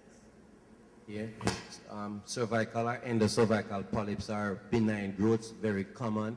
It's very easy to remove. I don't put anybody to sleep or any anesthetic or anything to remove it. You can just hold it with an instrument and twist it off. Once you twist it, it damages the blood supply, it will come off. And the doctor should send it for testing, because very, very rarely it could have a malignant transformation. It could have a malignant transformation, cancer, very rarely. I personally have removed probably hundreds, and I've never had one that come back as a cancer. Okay, thank you. So, let me just go on. I've seen a couple people say that they had cervical polyps, and they were put to sleep to remove it, and it cost X amount of thousands of dollars. If you have one and a doctor wants to do that, just get an next opinion. You don't have to go to sleep, and it's not an expensive procedure. That's important for us to know, the expense. Okay, we have the lady in the black, and then we have the lady in the front. So you can come, after your question, you can bring the mic to the lady to the front. Go ahead. Good afternoon. I'm Francis, Dr. Passenger. Pottinger. Sorry, Pottinger. Yeah, this question has to do with fibroids. This is something that affects Caribbean or black women. What do you recommend as the best treatment for fibroids? Yes, fibroids are commonest in black women. I don't know what causes it. Nobody knows what causes it, but it must have some genetic relationship with our pigment and we're here and just being African people. Because the more you move away from Africans, the incidence decrease and the severity decrease. So Indians next, Orientals next, and Caucasians usually have the least incidence and the smallest ones. Though the treatment will depend on your age and your reproductive ambition and so. So say you're 48 years and you have your children and so already, and you have big fibroids that causing symptoms. Multitude of different symptoms you can get. You might be having heavy periods that making you becoming anemic. It might be compressing your bladder, so you have frequency of urination. It might be compressing your rectum, so you're having difficulty passing stools, various different things. I would suggest if you're 40, anything above 40, finish with your children, you should take it out. All right? You should not just take out the fibroids and leave your uterus. It makes no sense because the uterus don't have no function except to be an incubator for a baby, but it can go bad. The cervix can go bad, the lining of the womb can go bad, the muscle of the womb can go bad, and all of them can kill you. So if you have symptomatic fibroids and you're after 40, I would strongly recommend you take out the uterus, and I would throw in you should take out the tube and ovaries too, and go on hormone replacement. I'm sick and tired of seeing women who had hysterectomy or myomectomy, that is a term to take out fibroids, after 40 years, and in the late 40s or 50s or even 60s, come to me with incurable tube cancer, ovarian cancer, endometrial cancer, something called a sarcoma, cervical cancer. It makes no sense. I just did a lady who had a subtotal hysterectomy in 2005 for fibroids. Means she was having heavy periods and some compression symptoms. And the doctors took out the body of the uterus and leave the mouth of the uterus, which is cervix. And now she have widespread cervical cancer, blocking up her left ureter, invading the bladder. It took me 6 hours to do the surgery that she needed. And she now need chemotherapy, radiotherapy, and with all of that, it may still kill her. So if you're at 40 and have any reason, especially fibroids, to be dealing with it, take out everything and go on hormone replacement therapy. What about if you're younger, Dr. Pottinger? Yes. Say you're 28 years and you don't have any children and you have bad fibroids. You have various ways of dealing. No medical treatment is effective, but you could temporize by going on the pill, because the pill reduces your total body exposure to estrogen, and estrogen will stimulate growth of the fibroids. It could slow it down. You could also use the injection, all right? That will also do the same thing. If your fibroid is only causing you to have heavy periods, there's an intrauterine contraceptive device, an IUD, that you could put in, called the Mirena, and it could reduce the bleeding. Now beyond these, you could take out the fibroids, and that procedure is called myomectomy. So you take out mouth, and the doctor should try to take out even the small ones, because they will grow back. Once your ovaries functioning and you're producing estrogen, if you had big fibroids before you take them out, more fibroids would grow back. So after you finish that, you have to get on with the childbearing, right, to try to get pregnant. Somebody who has had big fibroids removed, if they get pregnant, they should have an elective section. Because if you try to go into labor, the scar tissue is not as strong as the muscle, and it could rupture. You could die, baby could die, right? So if you have myomectomy, try get on with the pregnancy. When you're pregnant, have an elective section. There's also a procedure called uterine artery embolization. It's a procedure where we put a little catheter through the femoral artery and carry it to the uterine artery, and like they release some little beads that cause the blood to clot. So when the blood clot, it clot up the uterine artery and reduce the blood supply to the uterus, and the fibroids would shrink. Could shrink fairly fast, but they don't go away. And the body always trying to heal itself. So you will get something called collateral circulation. If you go and you block the highway there, people can find other ways to get around the blockage. So you get collateral circulation, and the fibroids will grow back. So I don't advocate that too much in people, because sometimes as short as 3, 4 years, 5 years, they have fibroids as big as what they had before. Wow, thank you, Doctor. I think he deserves a round of applause. I've never heard these medical terms explained so practically and so simply that even I, who can't say the words, understand what he's talking about.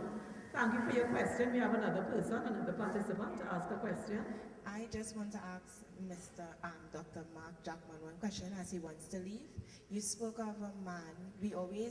Men always have this perception that they do not want to commit, and they do not want to have that kind of stable family life. You spoke of men not wanting to commit. So what are some of the signs that you would say that a man is ready to commit? You know, I Because you realize say we your need to question. think like a man now, right? In other words, Dr. Jackman, I really like this question. Tell us what we must look for when we're looking for somebody to commit to and that person don't want to commit. The early signs that he worthless. I think that one of the issues with male-female relationships is the fact that men and women think differently, quite differently. So, just as a woman wanting to buy a dress would go to a number of stores and walk the length and breadth of the mall and so on, before making that decision, try on a number of dresses, take a friend with her who would give an opinion. With relationships, sometimes it is not so. The time that the woman would take to make a purchase or investment in a dress because she wants to look a particular way, she may not do that with a relationship for a number of different reasons. And as a result of that, women find themselves in relationships with persons who they later on find to be less than desirable or not willing to commit.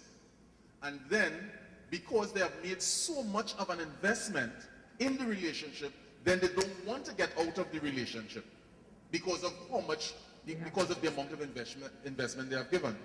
So that you have a situation where a woman would take a longer time to make a relationship type of decision in terms of the length of the emotional investment that they would give before they are ready to commit. A man does not necessarily make any kind of a commitment emotionally early in a relationship. It takes much longer. So you have the opposite happening with male and female, where you have the female waiting and waiting before committing because of the emotional investment. You have, by the time the female has committed, the man is not yet there in terms of the emotional investment in the relationship. So that technically what we are seeing is that the woman has to take more time, do more assessment, do more careful analysis and evaluation of the situation before giving that final commitment. Because many times when they reach that point, right, the man is not there yet. So that is, so you have to, as it were, take a longer time before committing fully. Okay. So the signs that you look for, in terms of the men not ready to commit, you find that when you come to serious issues, you know, you say, well, I ain't ready to discuss that yet. Let's take our time. Let's hold off on that discussion yet. Let's see how things are going first. So a number of different things that would put off, and the goodly lady, I forgot her name, spoke about emotionality and intuition. And many times women may say, well, you know, I'm feeling this way, but sometimes they want to ignore what they feel on the emotional level. But that is very important, because one of the things that scientists have recognized is that in terms of reading non-verbal cues, in terms of facial recognition and those things, women are more in tune to those cues than men are. So that you can trust your gut or your instincts more readily and not simply say, well, nah, but I'm feeling this way, but I should go still. The battery is dying. Wow, thank you very much. So the long and short of the thing is take your time to get to know him. And there's a song that we used to sing a long time that says, take time to know him. An interesting thing happened here, because Dr. Pottinger has his hand up waving, he wants to get into this conversation. So, yes, Dr. Pottinger. Just from a practical point of view, I like to just tell the women, men don't like miserable people, right? So, you see when you're miserable and jealous and want to dig up on the man's phone and check in email and all this kind of thing. Yeah, so a man will commit when you become a friend, and especially if you could be one of the boys, right? You have some women, when I leave in here, I have some virgin milk check, And you have some girls that go line with it. They can drink a juice, they can hold the discussion, this, that. You see the ones them now, who you can't talk to them about other woman and this and so. Nobody don't want them around them. So what I'm trying to say to you are not trying to change nobody. Woman always try to change, man. You come and meet the man like for line with him virgin every Friday evening, and he not go to church, and you want him to come prayer meeting on Friday evening.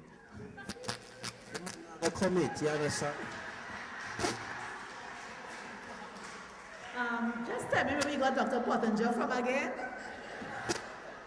Practical advice, ladies. Take it from a man. I know you want to say something burning, but we had a participant here who had a hand up a very long time. So we can get your question and then we come back to your contribution.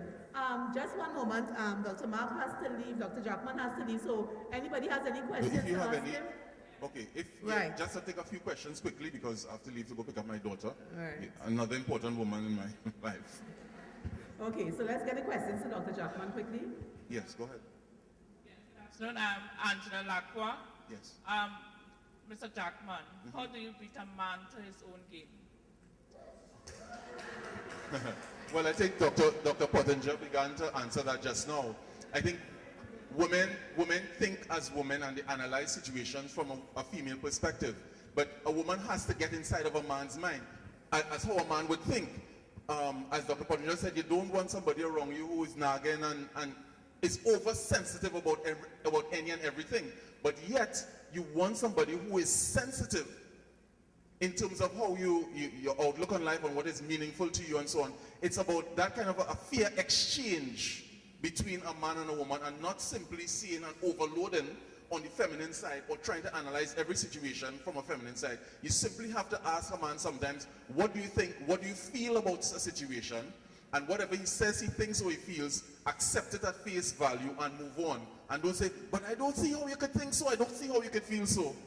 If the man says that is what he thinks and that is what he feels, accept it as that and see how you can incorporate that into making the relationship work. Could you leave us with a number, please? Don't worry, Dr. Jackman. I will be your Right. All right, then. And this is from Mr. Pottinger. Well, before you ask, let me just take the other question. The other question, The other Dr. question, Jackman, so I because can once to leave, we will take your other question after. Okay, so we take 2 or 3 more questions and that's it. Yes, for Dr. Jackman, right? Yes, it's a doctor. I'm Austria Roachford. Infidelity affects relationship. It's different for a man than for a woman. Being a man, help us to understand why a man cannot accept the same level of infidelity or even less than he has given. Once he put the boot is on the other foot. Okay, yes.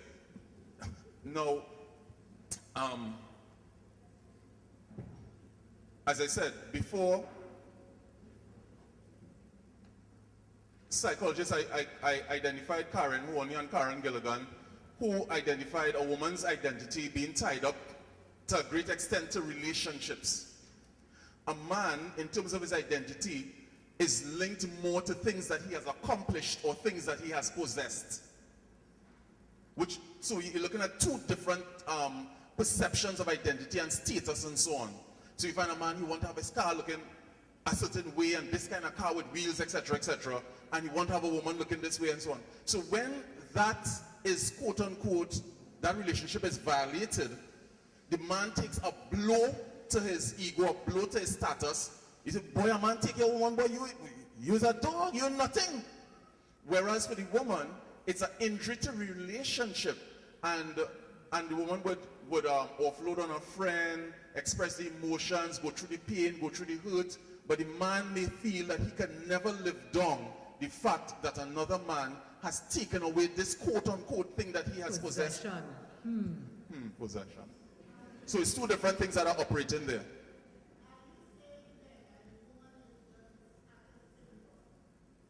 Not all the time, but sometimes it appears, yes, sometimes the man is damaged in that way more than the woman is because of where their bases lie for identity. Yeah, well, that is it. That is what it is linked to. The status, what makes you a man, what is linked to manhood is what is informed by the society, the culture, the subcultures, the home, etc., etc. Okay, do we have any more questions for Dr. Jackman? Wow, Dr. Last Jackman. Last two over there. Yes, let's hear the question. Good evening, Dr. Jackman. I'm Hazel Thompson-Nahi. Yes. I've heard you say that men are very slow to commit to relationships, but what I'd like to know from you is why is it that men are so slow to end the relationship, put that final nail in the coffin, that relationship is dead. So you find that many more women in Trinidad and Tobago file for divorces than men, even though the marriages are at an end and they may be out of the house, but they will not take, to a large extent, that final step. Why? Well, the same answer applies to the previous question. The whole issue of this sense of I have lost something, the status being damaged so badly. However, when the woman goes through that entire cycle, the woman decides when they go through the pain and they come out on the other side, etc., the woman decides, that is it. I'm able to close off. If there is still, now, for the man, if there is, when he reaches to the point of an emotional connection, it takes much longer for the man to resolve those issues and to give up that relationship when the man reaches to that emotional bond. So men take a longer time to get there, but when they get there, you kind of have them. So ladies, hold on tight. You kind of have them.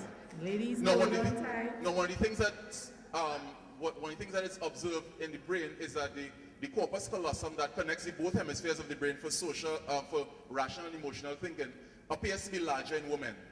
And they say that when women process information, they process it on both sides of the brain, whereas the man might have a more rational type of processing taking place. So that when things are said, when issues are spoken, you have both rationality and emotionality occurring in the woman, whereas the man might be more on the rational side for an extended period of time. So that the woman would handle both issues simultaneously, whereas the man would take a longer time before it is transferred. So when my wife asked me certain questions, how I looking in that dress, I had to begin to process what emotional message is she trying to send, what is she really trying to find out, before I rush and give a rational answer.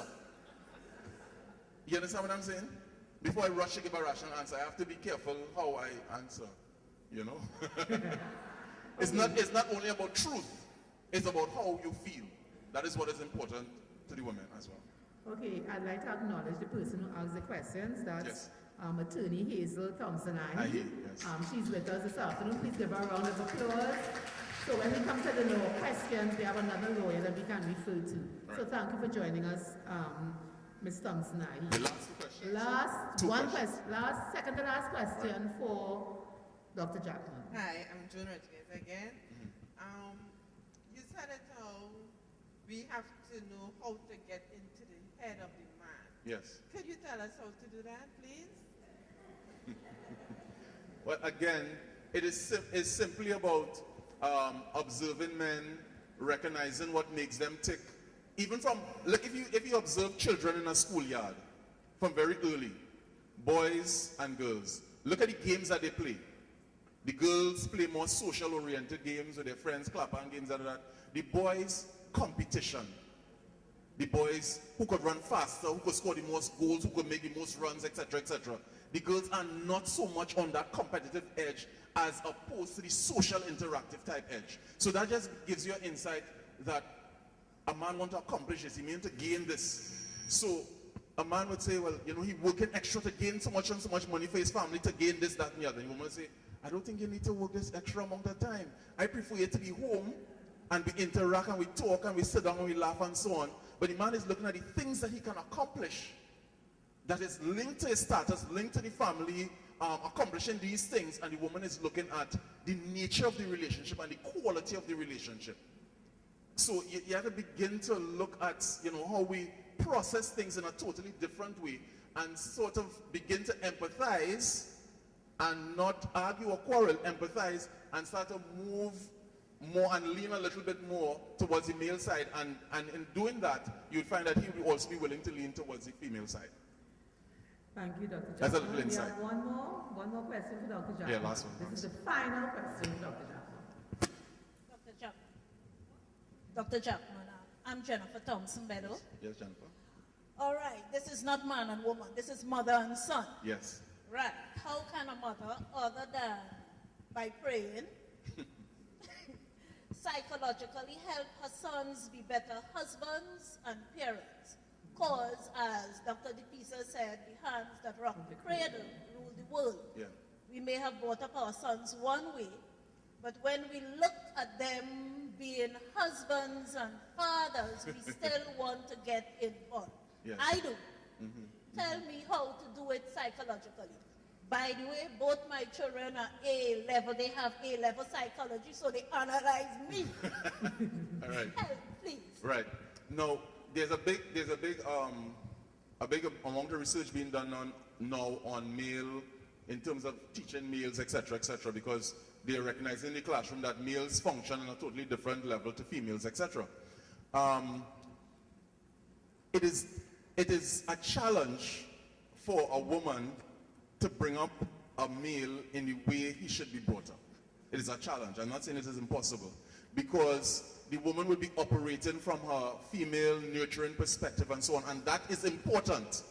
That is valuable for the male, but he also needs this room and this space sometimes to make his own decisions, to make mistakes, giving him responsibilities, putting him out there for leadership roles, etc., etc. So he has, in terms of his gender role development, he has androgynous gender role development, which means he has some of the feminine type of nurturing traits, as well as some of the masculine type nurturing traits or masculine type qualities. But of course, you may want him to lean more, and he should lean more to what is natural, which is his masculine type of traits and qualities. So it's also like us seeing if he can get male role models into his life, having to integrate with males. He might have an uncle or somebody who you trust in the community who would be a good male role model for him to hang out with, go to their family, observe how that male operates, etc., so that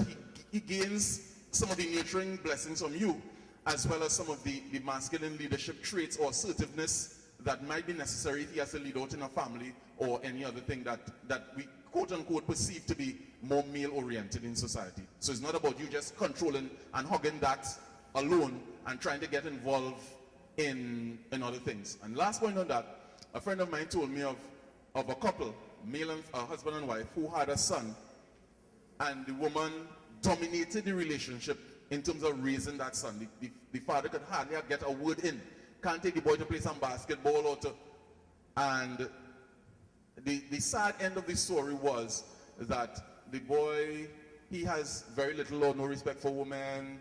He's running around from girl to girl, etc. And that sense of responsibility and what the woman thought that she would have gotten out of him, the total opposite happened, because he never got a chance to be quote-unquote fathered in the parental relationship.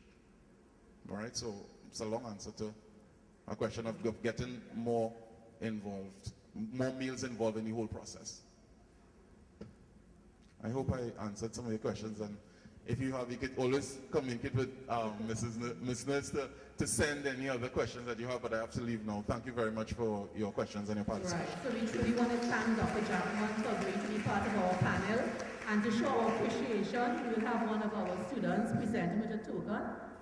Dr. Jackman, you know, I think that you started us off here in a really good note. We want to thank you for helping us as women to understand our male counterparts. I have some beef with some of the things you said, but I will talk to you privately about them, you know. But I think that we really seriously, there is a problem with relationships and the way females communicate with males, and I think you really helped us to try and form better relationships, not just with our husbands, but with our sons as well. So, heartfelt thank you. If you can come forward. A heartfelt thank you goes out to Dr. Jackman. You can go forward.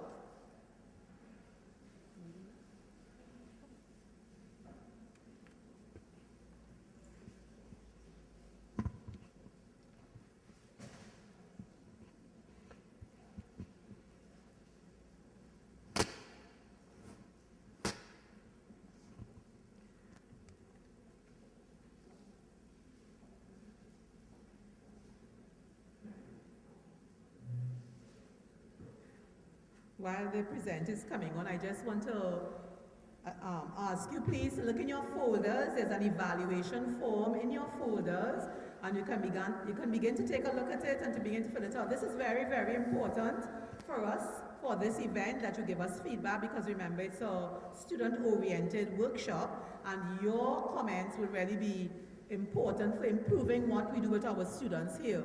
So we really ask you to fill out those evaluation forms that are in your packets. Are we ready? All right, as we still have to wait a little bit, let me just say that if you have other questions for other members of the panel, I have a question for Reverend Humphrey. Reverend Humphrey, you know, we heard a lot of talk about the physical body in terms of diseases and so on. In the spiritual realm, can the spiritual realm help us as we go in? Can that be a way that we can help to heal ourselves or prevent ourselves from getting these physical illnesses? That's my question to you, Reverend Humphrey. Short answer? Yeah. Yes. Okay. The long answer. A little bit of explanation. With all due respect to the medical personnel, Okay. Dr. Pottinger and so, cell biologists have found that in fact there is that energy that we're talking about, that power that's in there, that can and does affect not only your inner workings physically, mentally, emotionally, okay, but can actually affect healing. In fact, I think most of us know that prayer, for example, somebody said, you know, in addition to prayer. Can you just give us a moment to do this? Thank you. Thanks. Yes. Go ahead.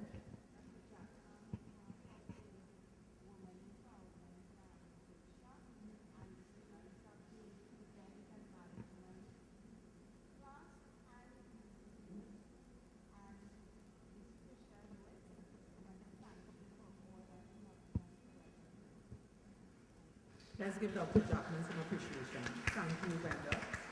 And we go back to our answer. Yes. Somebody mentioned prayer, and a lot of research has been done lately looking at prayer as it affects changes physically, people, illnesses, a lot of the alternative energy treatments, in fact, tap into what we can only describe as a spiritual power, for want of a better word, meaning that gift that I refer to, in which we have the power to create and recreate ourselves. Dr. Bruce Lipton, you can look it up on the internet, has done a lot of work. He's a cell biologist, cell researcher in the field, and his own experience has shown that it is possible to affect your own healing and help in the healing of others. All right. I want to take the question over to Dr. Pottinger, because, you know, I've had friends, and the issue of cancer is very broad. And I've had, on more than one occasion, people saying that their breast cancer was stress-related. So, Dr. Pottinger, can you give us a little word on that? Can the stress of life really impact your physical health and give you cancer, or is that just a myth? Long or short answer you want? I want the short answer with a little bit of explanation. Stress as causing disease, I think, is greatly overrated. And everybody abuse stress for this and stress for that, right? We know certain things, in not all the cancers, we know what causing them. I didn't mention breast cancer. There's very good evidence coming out that breast cancer is also a HPV-related cancer. So if this positive thinking thing and prayer and all that thing, right? I'm not too much into it because it's cancer I deal with, and I deal with all kind of people, pundits, priests, pastors, whoever, right? And I've never seen anybody with stage 4, any cancer, get healed from prior and 19 and whatever. If you don't catch these things early, before it spread, it's going to kill you. No care how positive you are. So this kind of thing about your positive thinking and prayer and certain kind of food to boost the immune system to kill off cancer is not medicine as we know it in 2013. Breast cancer, the main reason for breast cancer is being female. 99% of breast cancer is in women, only 1% in men. And we believe it is tied up with estrogen. Estrogen is a double-edged sword. It makes you female, but estrogen is also a growth hormone that stimulates cancers in certain tissue, especially if you have certain exposure to certain carcinogens. Now, it is very clear there's a statistically significant increased incidence of breast cancer in women who never get pregnant, who never breastfeed, or never use the pill. That means from you start to have your period at around 10, and so you go on to 50, never get pregnant. Every month you're going through the menstrual cycle, your tissues are washed with estrogen. And this high prolonged level of estrogen over a lifetime, we believe is the most important cause for breast cancer. Now, if every woman would get pregnant 3 times between 20 and 30 and breastfeed the children, your risk for breast cancer would reduce somewhere between 70 to 75%. Now, the same thing applies to womb cancer, tube cancer, ovary cancer, colon and rectal cancers. And all of these cancers increasing now because of the decrease in the fertility rate and the late, having pregnancy later and later. So just about 20, even 50 years, 100 years ago, the average woman would have 8, 9, 10 children. So you find she reached 12, 13, 14 first pregnancy and they breastfeed them. So those women used to go through very few menstrual cycles. So not ovulating, not going through the menstrual cycle, and breastfeeding the children. When you breastfeed, baby suckle, the pituitary gland release a hormone called prolactin to produce more milk. And prolactin is a physiological antagonist of estrogen. When you're pregnant, the dominant hormone is progesterone, and it is a physiological antagonist of estrogen. So all these things give you a job holiday away from estrogen and protect you against the cancers. Can we just have very brief, that's the 2 last. Anybody else want to ask a burning question? 3, so we're gonna have 3 questions and that's it, okay? Ask your questions briefly and I ask the panelists to answer as promptly as possible, as briefly as possible too. Dr. Pottinger, where's your office? Good question, thank you. Could you pass the mic? I'd just like to say something. Though, nice forum, I'm glad you invite me, but really and truly, we have too much thing to talk about women health if you invite me here for 10 minutes. All right, yes, I Really? agree. Yeah. I agree. Organize a whole afternoon, please. Okay, Yeah? okay, so you know what your next workshop has to be about. Thank you, Dr. Pottinger. Yes? This question is for the lawyer in the mix. Right. We didn't hear anything about family court as it relates to mediation rather than dissolution of marriages and so on. How do you put it together rather than tear it apart? We didn't hear anything about that. And we didn't hear about the rights of the male in a situation where they ask for alimony.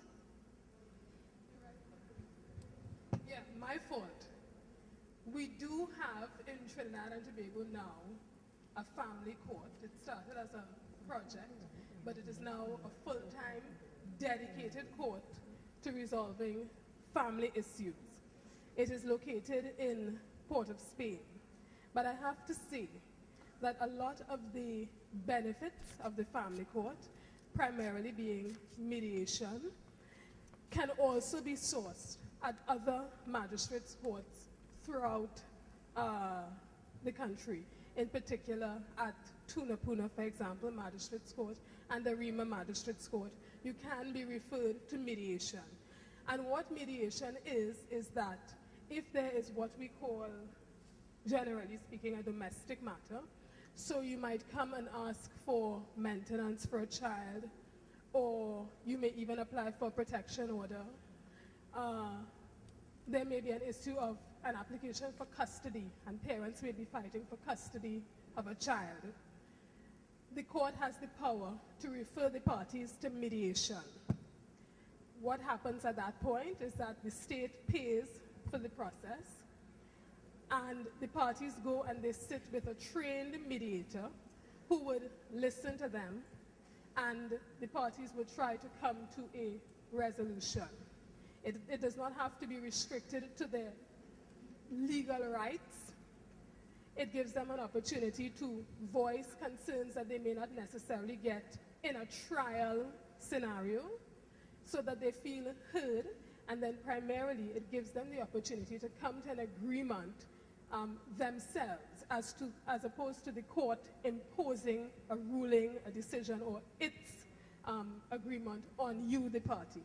And that's the benefit of mediation. It works very well because primarily it gives the parties that feeling of having been heard with a neutral third party and coming up with an agreement that works for them. Once that is done, if it produces an agreement, the court will sanction it and make it an order of the court. That is available, as I said, it is available at the Family Court in Port of Spain, but you can also get it at other magistrates' courts. We now have the National Family Services and the Mediation Act, so that you can get that service outside of the family court proper. The other thing you asked about is the right of the man, I think it was, in terms of maintenance. Now, I did say to you that when the court comes to decide a question of maintenance, whether it be maintenance for one of the parties to the marriage, in the wife, for example, or for a child, there are certain factors that the court looks at under law, and it's stipulated factors. They look at the age of the parties, the earnings and earning capacity of the parties to the marriage, the standard of living enjoyed by the family while they lived as a family together, the age of the children, the needs of the children, educational and otherwise. And the court will, after looking at all these factors, including any other things that may be relevant in the circumstances of that particular case. So, for example, illness, a child may have cerebral palsy, for example, and that may require certain types of care, which would go to maintenance and the amount of money needed. So the courts look at everything altogether and then makes a decision on the basis of that. Okay, thank you very much. I think the question you wanted to ask was probably about whether women should pay males maintenance. But I don't know if you want to get there in the short time that we have. Perhaps we can save that issue for another time. But can you just tell us yes or no if there are instances when women do have to pay maintenance to males? The short answer is yes. Either party can make an application for maintenance. Either party to the marriage, whether you are the man or the woman. The court would look at what your needs are and what are the earnings, and all those same factors the court would apply equally. Thank you very much. So in the interest of time, I'd like to just close off this segment to really thank all our presenters. You know, it was really a wonderful afternoon, and I think all of our presenters deserve a lusty round of applause. You know, I think if I can summarize what was said this evening, it's that in order to empower ourselves women, first of all, we've got to take care of our bodies. Cancer is really rampant in Trinidad and Tobago, and we have got to do our pap smears and take care of ourselves physically. We also heard about relationships, that we need to begin to put ourselves in the shoes of men in order to understand them a little better and so form better positive relationships with them. We also heard that we women are responsible for the state of our country. Since we are the hands that run the cradle and we are the hands that rule the world, we are responsible, and we need to take that responsibility very seriously in order to make changes within our society if it is to become a better place. We also heard that a lot of the things we are looking for outside of ourselves, we can find inside. So we need to develop our spirituality to ever so often take some time to look in and see what's going on in there and to strengthen that spiritual connection with our power source. in order for us to really be empowered to go on. And finally, we had some very practical ideas as to how we can deal with situations that require some kind of a law or some kind of a legal handling. So thank you so much, panel, for your really, really inspiring and informative discussions. I thank you. Yes, thank you. Please fill out your evaluation forms, and we get a little entertainment now. We are not too far from the end of our program, but we still have some very important aspects still to go. So I'm going to call now on a dancer. Sorry.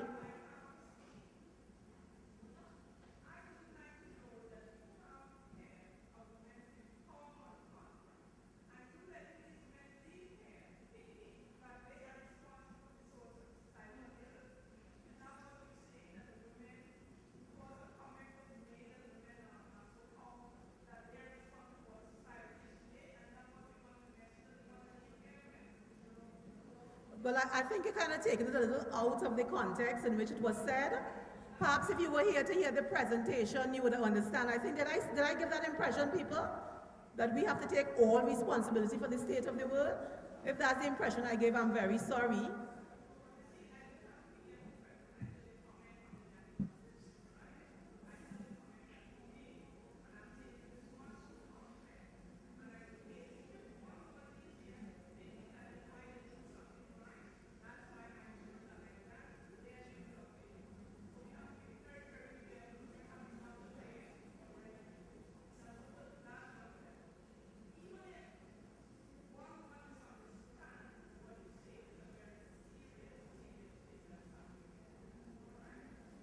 Okay, well, thank you, and I'm sorry if I gave anybody that impression.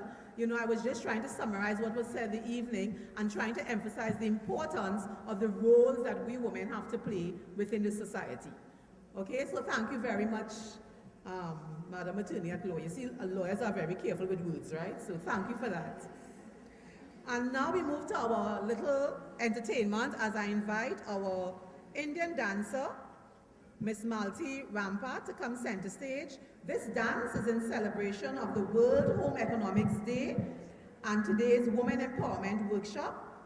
And the dance portrays the songs from leading women in both the chutney and soca industry, like Destra Garcia, Patrice Roberts, and Rosika Dindial.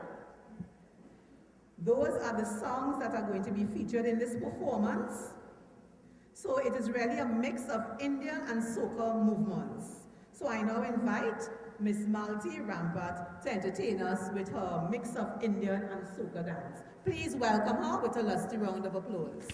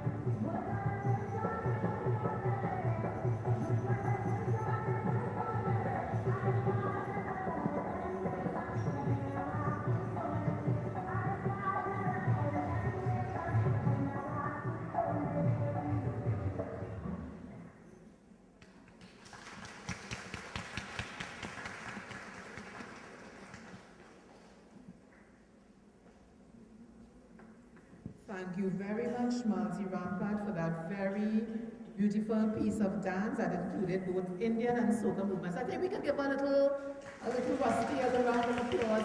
Break the little ice. We have been talking all evening, and it's nice to see some Indian movement. So thank you very much, Marty. At this point in time, we just want to show some appreciation to the panelists because they may want to leave and we don't want to let them leave without showing some form of appreciation. So we're just doing a little bit of changes to the program to present some tokens and also to invite them, those who can stay, to sit in the front of the audience, after you have received your token so that we can enjoy the rest of the program with us. So, do I hand over to students to to do this part of the presentations? Would students please come, those of you who are doing the tokens?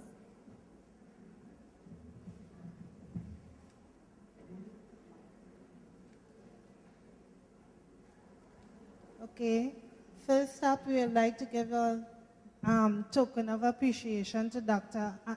Anthony Pottinger.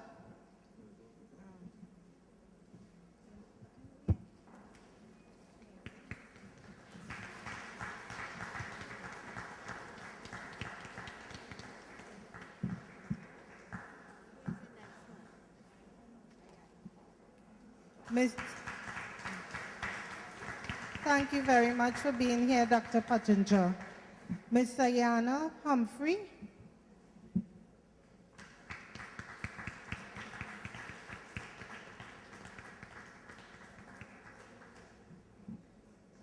Thank you very much. Dr. Hazelan Gibbs de Pisa.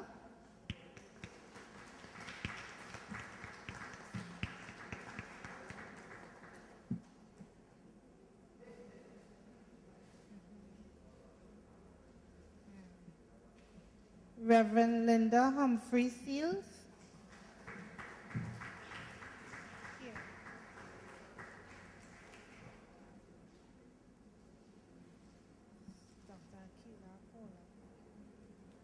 Okay.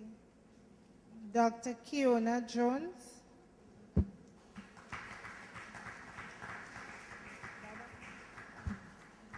Dr. Akila Paula Cato.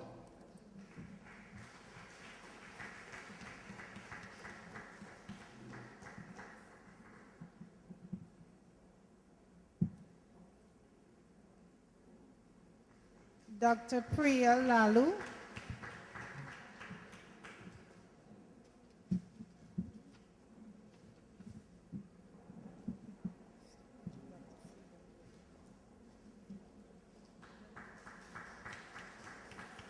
Dr. Stephen Joseph.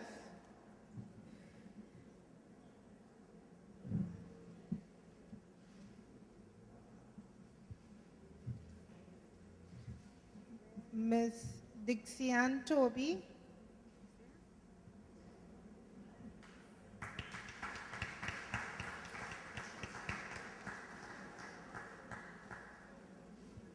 Dr. Pearl.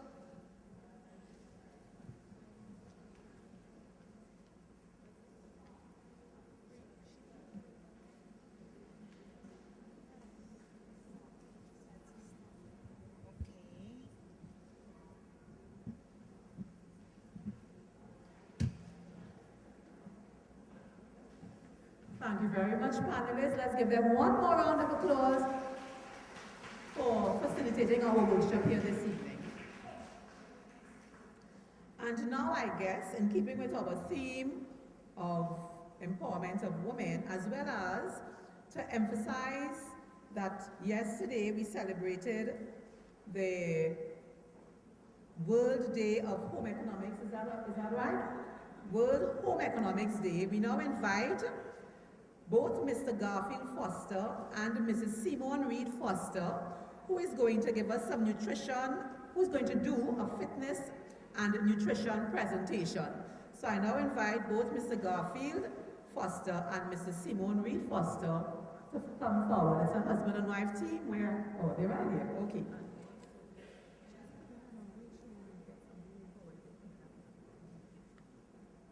Okay?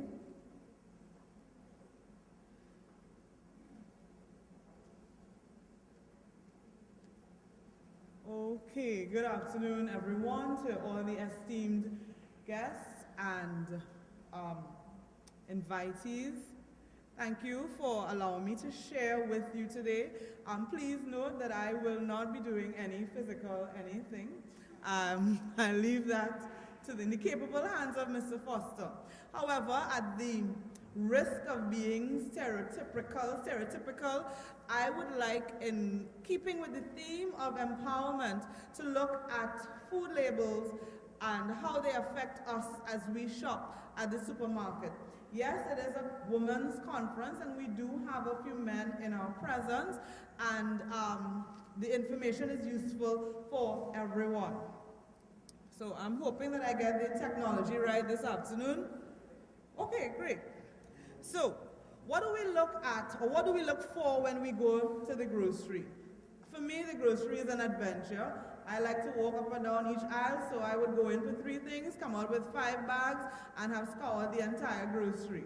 I'm not too sure what happens if that is your same experience, or if it is you're just those that I want to get in and get out of the grocery. You know, I always know what's new in the grocery. My sister comes home and she's looking for ketchup and she can't find ordinary ketchup. Don't you all buy X, Y, and Z? Yeah, look at right there. That's not what ketchup is. So I'm not too sure if that's your experience, but that is mine. If you had to make a top 5 list of what you look for in certain products, what would be at the top of your list? Is it brand name? Is it cost of the item? Is it flavor? Is it where the product is made? What would be on your top 5, or what would be number 1 on your in 5 categories that you would have had? And do you really believe that there is a difference between one brand of the same product and another? You know, we've had several buy local campaigns, and there's some local products that I personally may have a problem with them. That's just my personal opinion. Is that yours? Do you feel the same way? Is fruit cocktail, whoever makes it? Is cereal, whoever makes it? Is that your feeling? Additionally, or lastly, do you think that food labels tell you anything useful about the food items that you purchase? I know we are in a scenario right now where we go to the grocery and we look at the price. We're drawn to the cost of the item. But do you use the information that's given to you in order to make appropriate choices for your family, in order to get the best value for your family? So what I'm intending to do is just give you a brief introduction to the whole world of food labels. In my experience, and please don't think that I'm an expert, but in my experience, it is quite a convoluted world, particularly in the US, and I think all of us would have been familiar with the horse meat scandal, and who thinks it's okay, and who thinks it's okay for poor people, and whatever and whatever. So certainly, it's quite a convoluted world. When you see some terms on the label, low fat, low calorie, what do all of these things mean? So, right, hunting down the bargain. Now, the food label is the ideal place to start because the food label gives you information, all right? In addition to the information that it gives you an idea. Now, of course, that means you have to do some subtracting and dividing and multiplying, but it also gives you an idea, ounce for ounce or pound for pound, if what you're purchasing is sufficient for your family. Will they be nourished as they're supposed to be? And additionally, well, basically that's it, and as well as the quantity. So, I'm not too sure. I really tried to get a clearer picture, but this doesn't seem to be as clear. So some information that you're going to find on the food label. Firstly, you need to look at what's the name of the product, and that's very important. So the product I've chosen, or that I was able to access, the name of the product is crab meat. That should be displayed, that you can read it. You also need to look at where the product is manufactured. I know we have some groceries that have a lot of products that the information is in Spanish and we don't know quite a number of products coming in from Costa Rica and other sorts of places, and we hunting down, and most times those products are much cheaper. If I can't read it, I don't understand it, I don't buy it, but that's just me. Is that your experience? All right, so where is this product made? That's important because in the event that there is a problem, you need to be able to contact the manufacturer. Now, I know that we're not particularly a society that goes all the way with these things, but with our exposure, our global, our international exposure, you find that we are more prone to go the distance where these things are concerned. And I'm sure those who have experience in the field of law would be able to tell you that there is a lot of legalese tied up inside of food labeling and food manufacturing. Okay?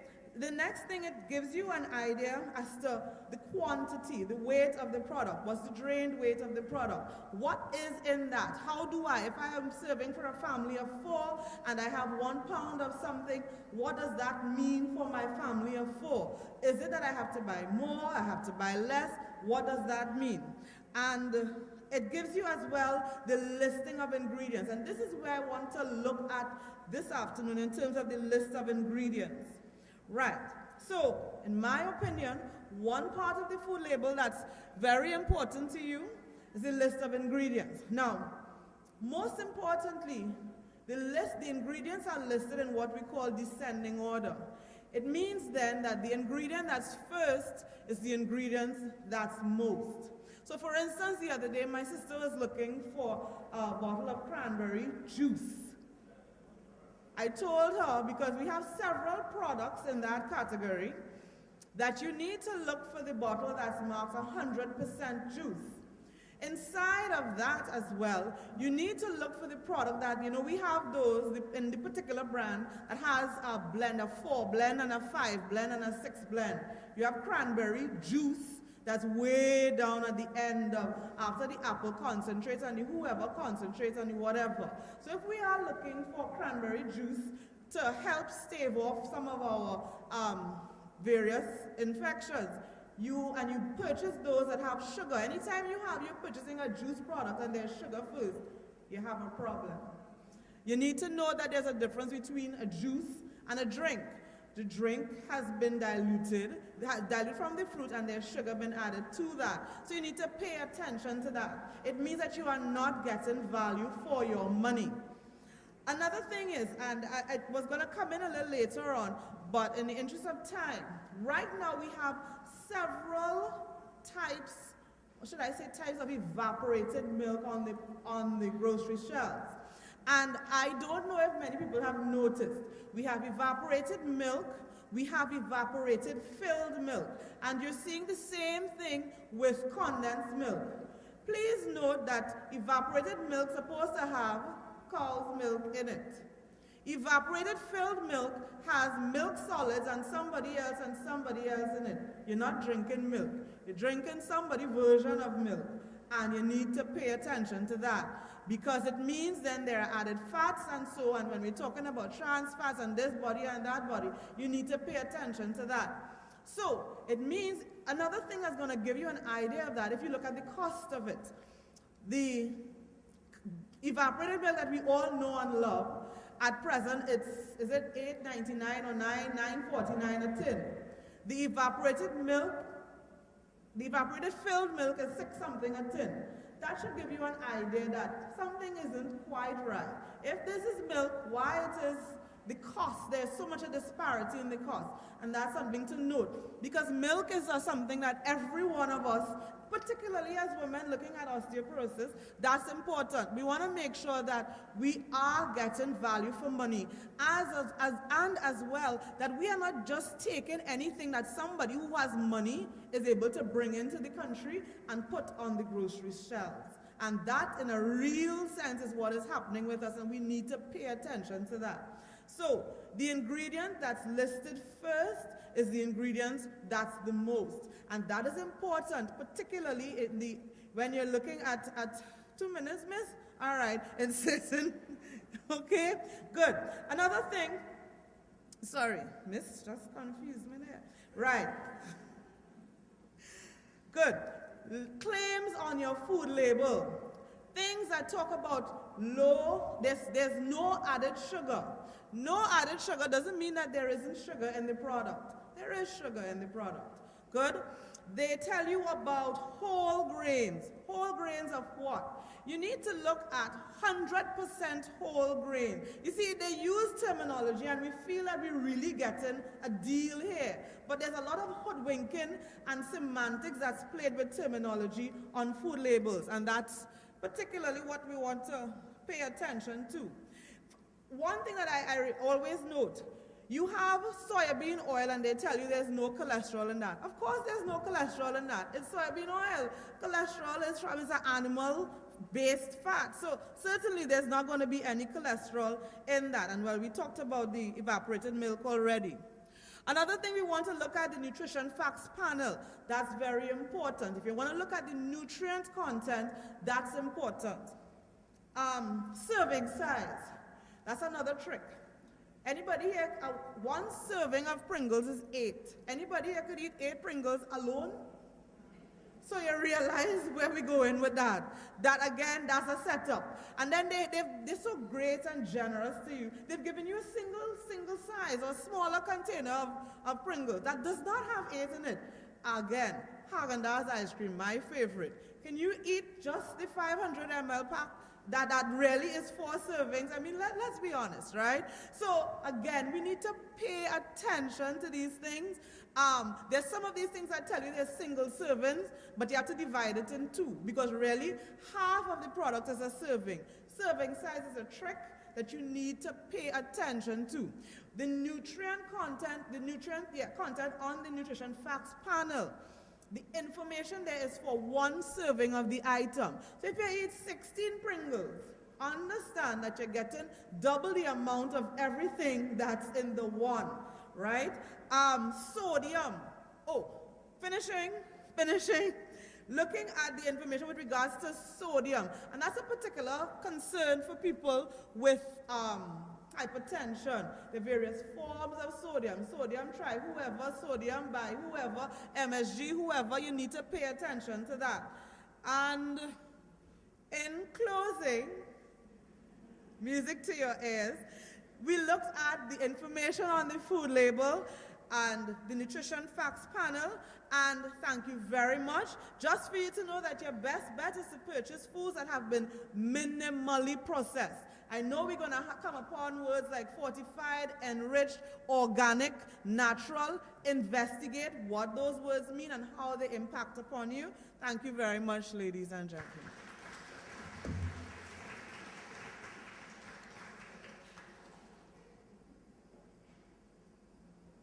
Good afternoon, special guests and ladies and the few men among us. My name is Garfield Foster, and I'm a physical fitness trainer at UWI-SPEC. So today I just want to briefly tell you guys about health and wellness, really inform you what health and wellness is about.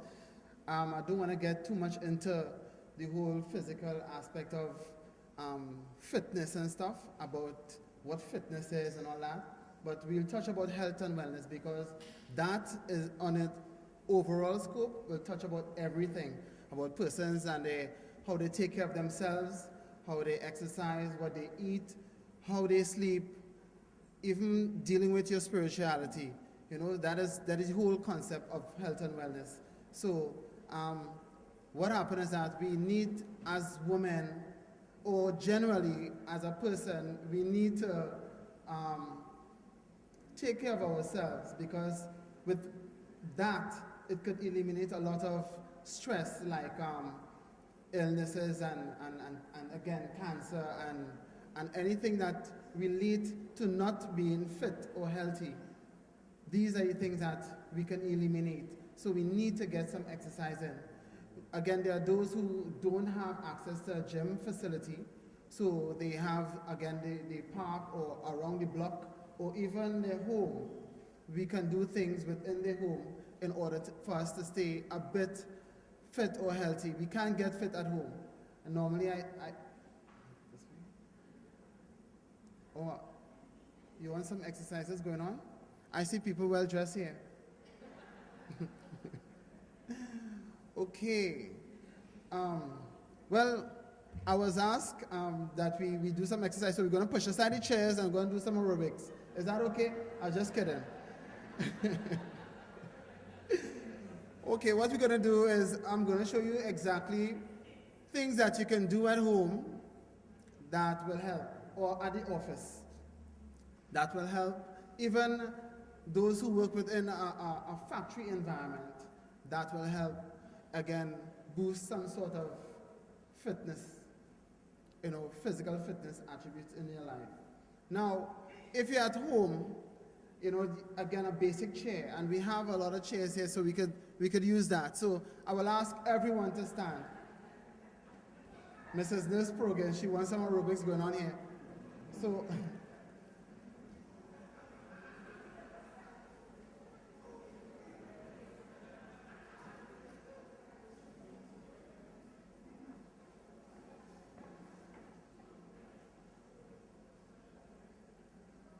okay, basically, having a chair behind you, now getting up and sitting down, normally that will help work on your legs, your quads and glutes area. According to how your body is positioned in a perfect form, your abs and everything will be, again, activated. So I will ask you all to sit on that chair. Now, just pay attention.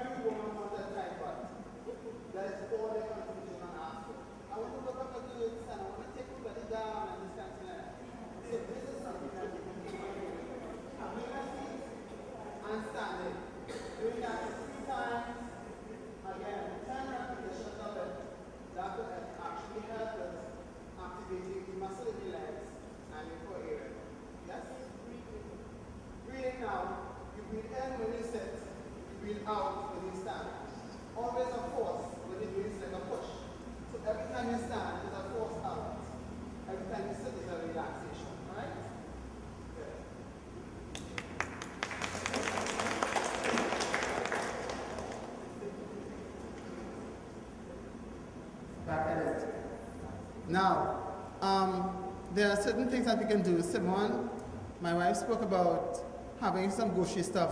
Within your cupboards, you will have a couple tin of, again, condensed milk or tin of peas or something like that.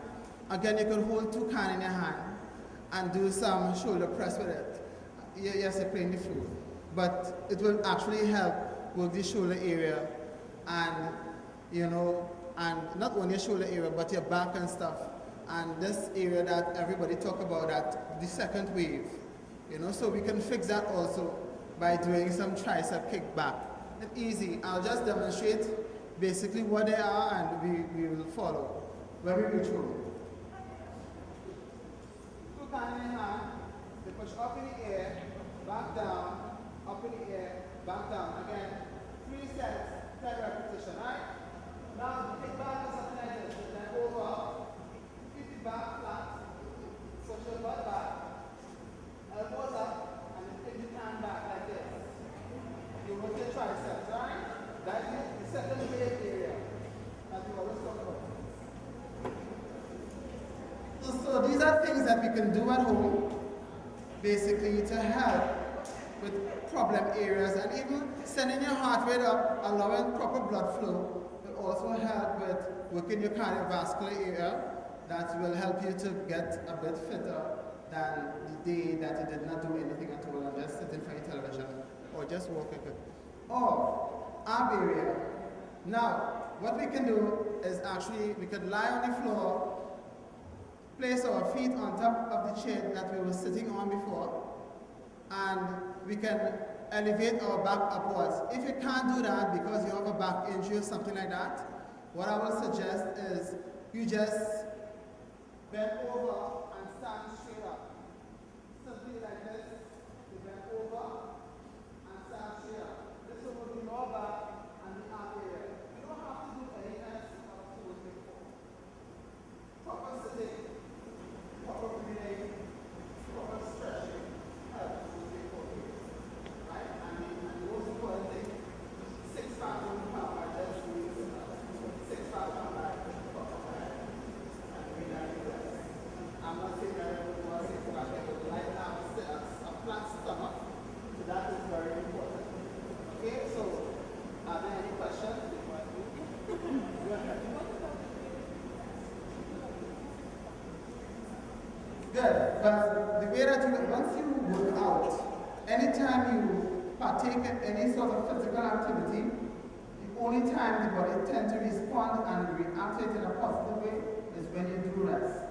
Resting means, it don't mean that you're going to sleep or anything like that. It just means that, you stay away from that activity that you were doing before. That is a measure of rest. Okay? A sleep will do very good also. Yes?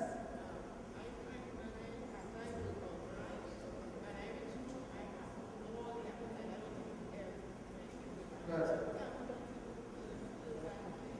Okay, well, one thing, once you start exercising, your appetite will definitely improve, will step up, because again, you activate the muscle within your body, so it needs to get protein that it's supposed to get in order for repairing, right? Because again, you damage some cells there, and it needs protein in order to rebuild back those cells so that your body, the area that you work, will be able to be stronger and more efficient the next time around. So eating is very important, but the thing is what you eat. I would like you to, not when you're working out and you're putting your body through that positive stress, then you're going to apply something negative into it. It don't make sense. So better put something good after that exercising process take place. Yes? What do you recommend as eating for the energy that you need to exercise and then to repair? Okay, I always tell my clients or the charges within the gym facility to eat clean. Eating clean means staying away from fried foods. That is something that I try my best to do also. Stay away from fried foods. I'm being very honest, right? Stay away from fried foods. Try and eat as clean as possible means that you're eating like grilled stuff, barbecue stuff.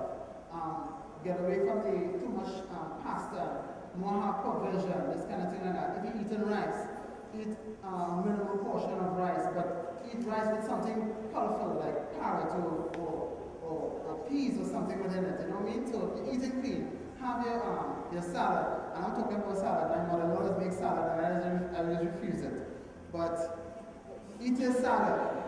I'm probably speaking to myself here too, this is going to set me up. But eat a salad and drink a lot of water. That is important. I always encourage them that at the end of the week, once you eat clean, you treat yourself on the weekend. So you can have your ice cream, you can have the nice stew chicken and macaroni pie and calorie. You understand? Exactly. So and then from the week start again, you start back clean again. And I think that would be very helpful to you losing weight. One more question.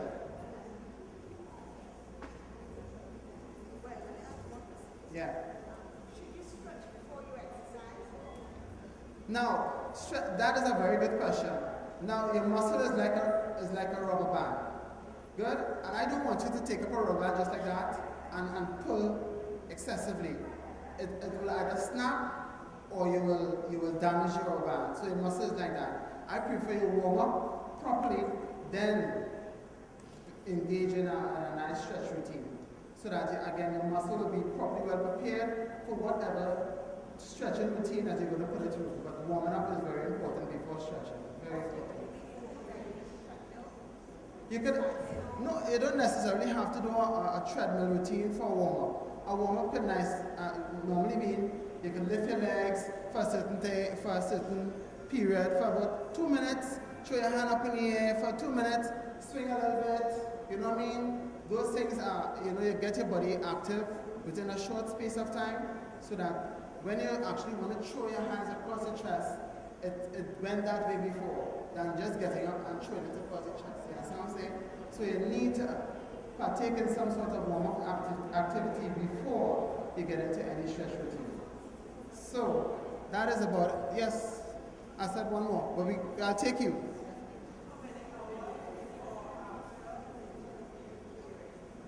How many hours? How many? I didn't hear that question properly. Yes. Oh, the time between eating. Oh, right.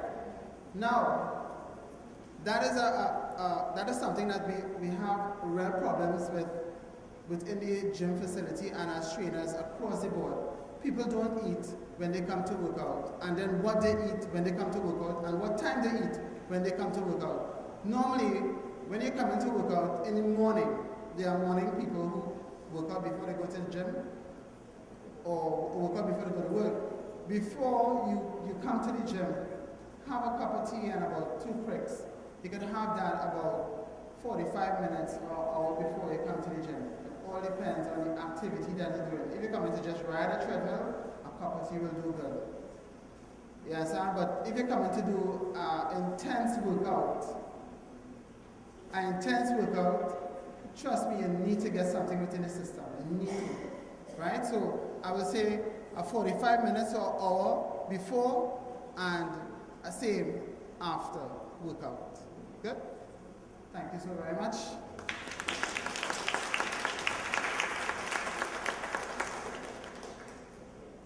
Thank you very much, Mr. and Mrs. Foster. Somebody has some burning questions to you, Mrs. Foster. Yes, you can give them another round of applause. I think you deserve it. I hope that you won't leave us, Mr. and Mrs. Foster. I hope you all don't leave us right away, because there's some people who want to ask questions, but in the interest of time, we can't let them voice it out loud. So they'll probably want to have you ask a little question while we mingle at the end.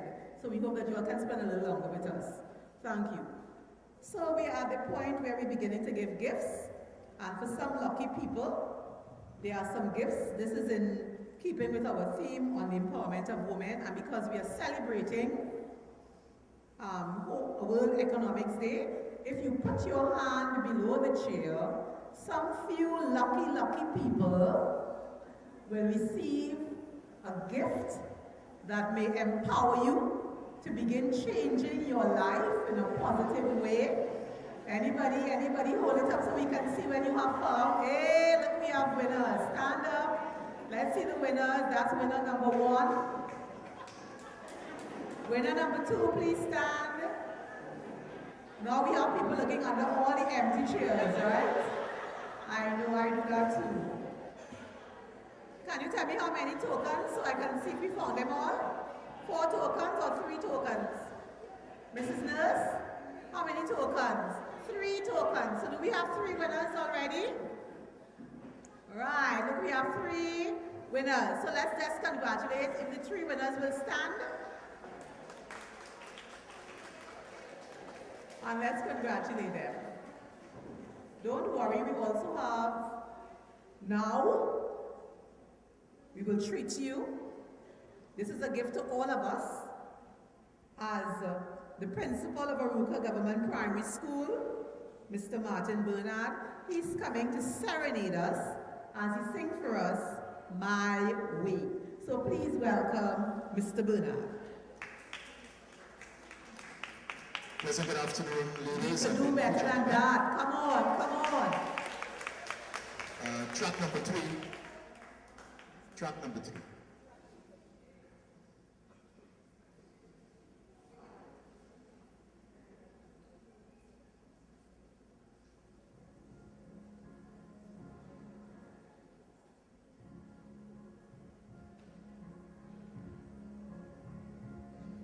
And now the end is near, and so a face certain, my friend, I'll make it clear.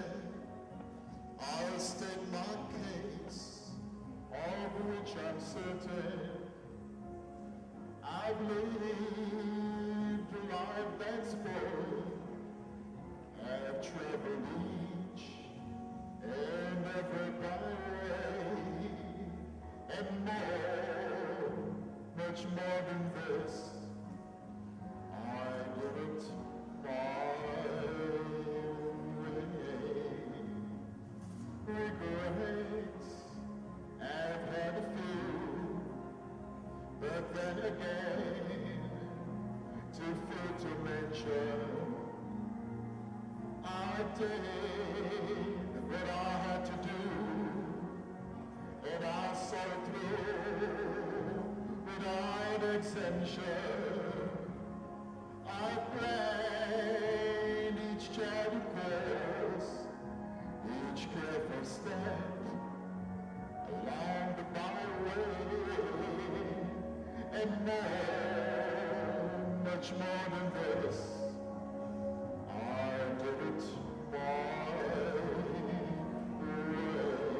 Yes, there were times, I'm sure you knew, when I bit off more than I could chew.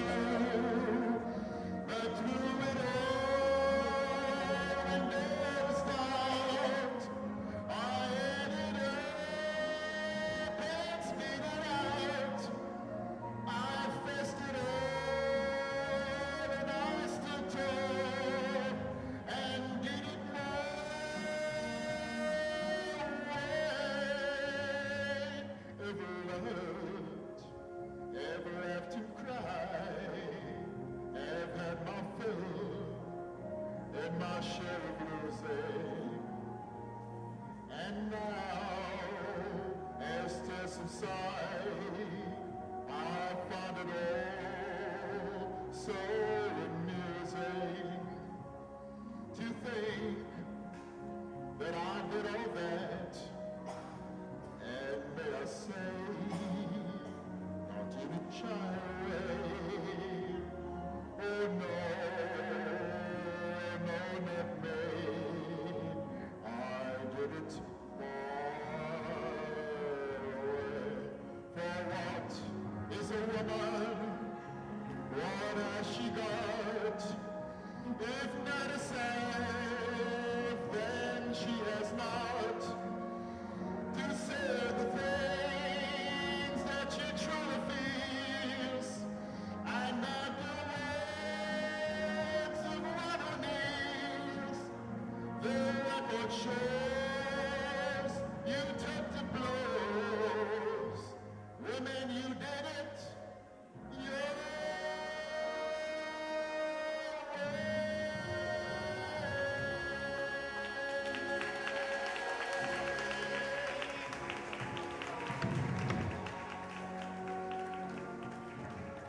What wonderful melodious sounds.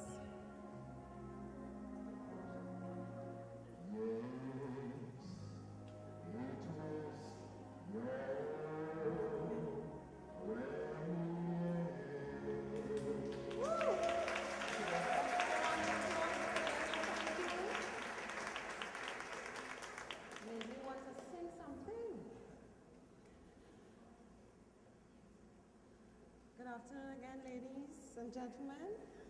I'm here to present or to give the vote of thanks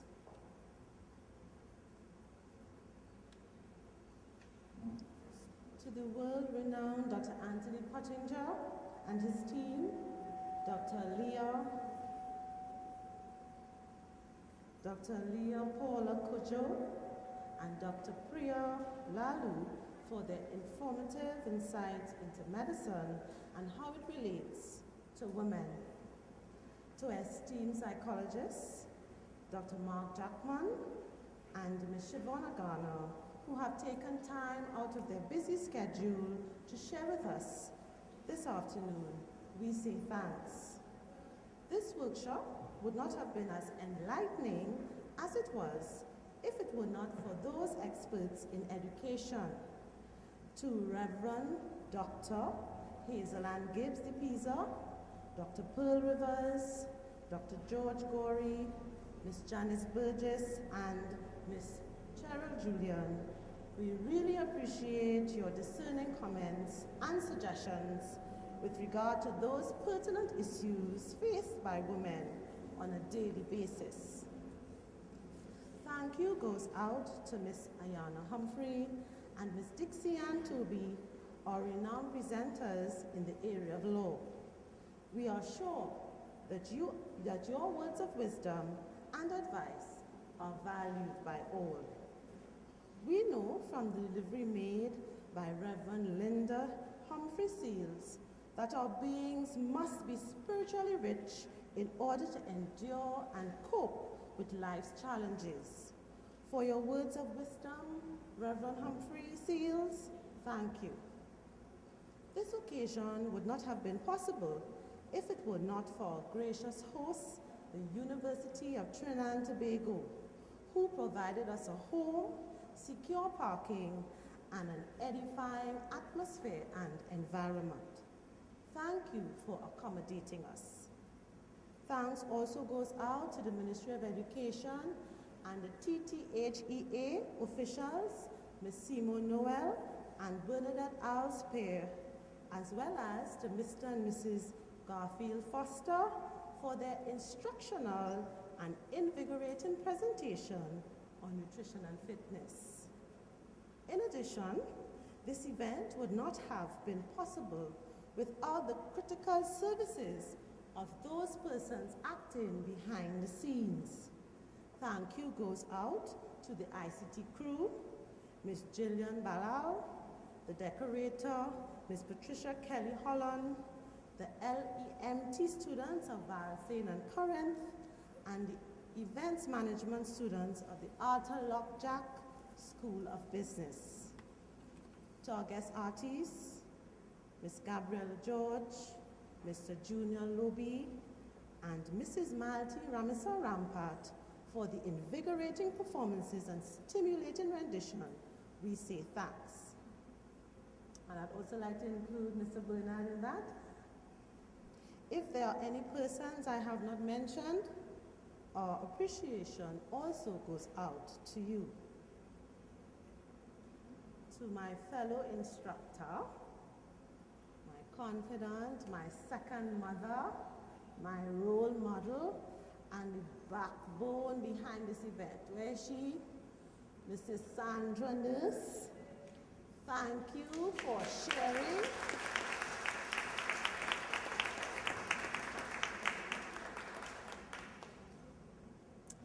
Thank you for sharing your knowledge, skills, expertise with us, the students, UTT at large, the community, and the society. And to you, ladies and gentlemen, for your avid participation and sterling involvement today, we say thanks. I'll now hand you over to Mrs. Nurse, who will give the closing remarks. Do you want to say thank you, thank you, thank you? Miss Tricia Lewis, come please.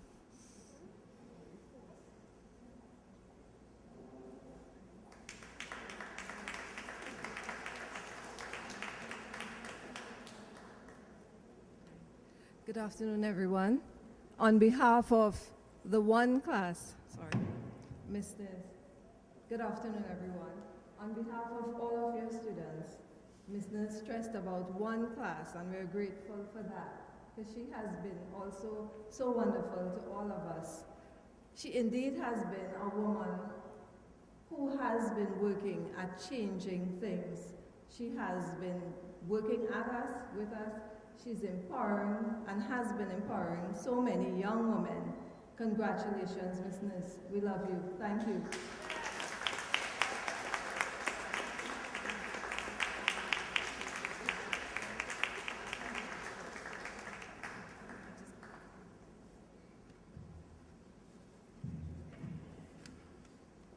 Good evening to all, and as the student said, thank you, thank you, thank you.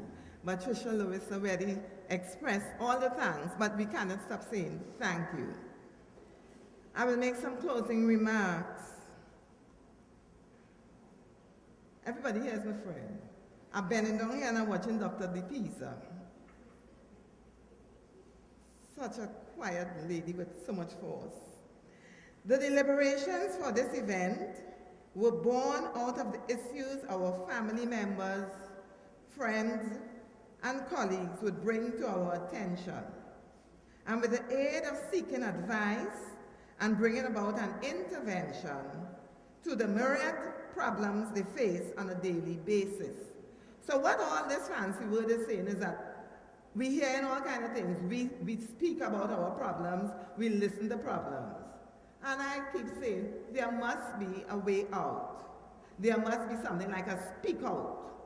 And this is the genesis of what has happened today. As such, the planning for this event started 6 months ago, at which time beginning discussions about the project were immediately accepted and supported by Dr. Stephen Joseph, Dr. Pearl Rivers, and Dr. Hazeland Gibbs DePisa. This intensified in January 2013 when the 2 leisure and event management classes came together. We anticipate that after today, we will see and we will use all the opinions, suggestions, and solutions that we got here today to help women become stronger individuals for themselves, their families, and the community and the society at large. We look forward to the 2014 edition of the Women's Empowerment Workshop, as we, the women of Trinidad and Tobago, continue to strive from strength to strength to make ourselves stronger and more ready for life challenges. While these words will close this wonderful session, we have now aired some pertinent women's issues, which will be deliberated upon and put forward for further discussions, research, and writings. So, on closing, again, thank you. I don't think this was a wasted evening. We sat, we worked, we deliberated, and we shared camaraderie. When I had that word and the objectives in planning this event, the secretary said camaraderie. Yes, we go through many meetings and so on, but there's no camaraderie. I'm sure it is here. It is felt. Because I know everyone here. I have my darling cousins, my friends, my sister. My sister quite from New York, hi Kib. She's going next week. She said she's going to stay and support me. So thank you again, and we look forward to WEW 2014.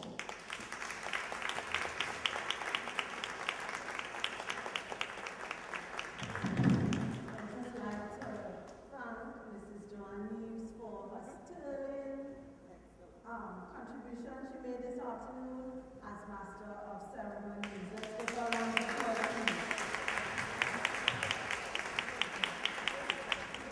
So, ladies and gentlemen, we have come to the end of our program, and we now invite you to have some light refreshments with us, meet and greet, share ideas. Oh. Just before you make your way to the back, there are still a few tokens to be given out. So we call on the students to assist us.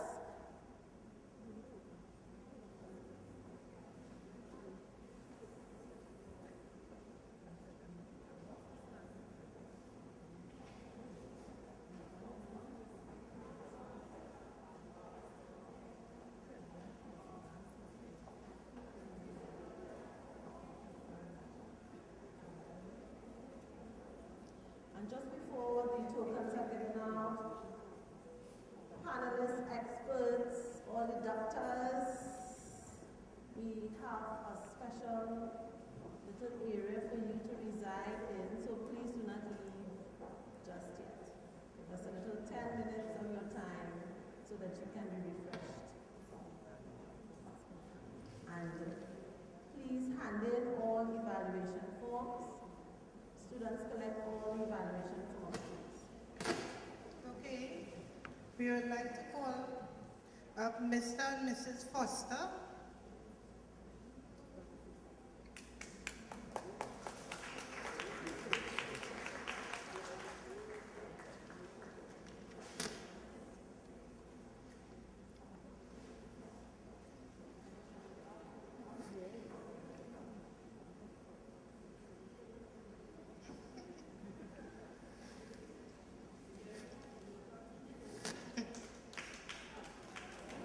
Thank you very much. Mrs. Malti Ramasar Rampat.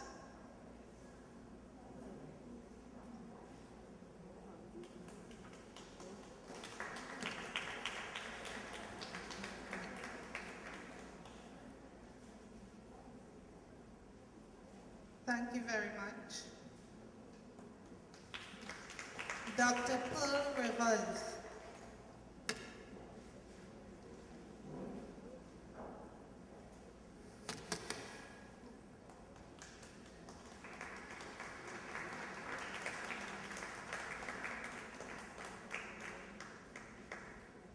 Thank you. Mr. Martin Bernard.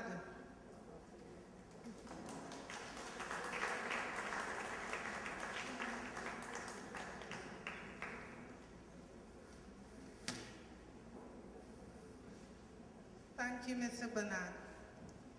Ms. Simone Noel.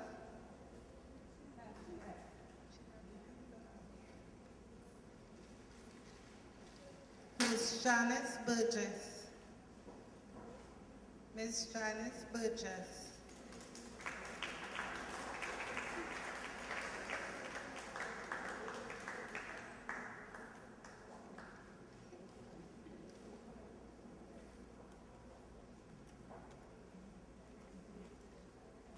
Thank you very much, Ms. Burgess. Ms. Lucille Marcel. Ms. Lucille Marcel.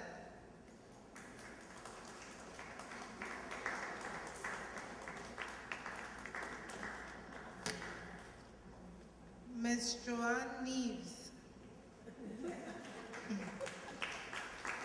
You have been a wonderful master of ceremonies, and thank you very much for us.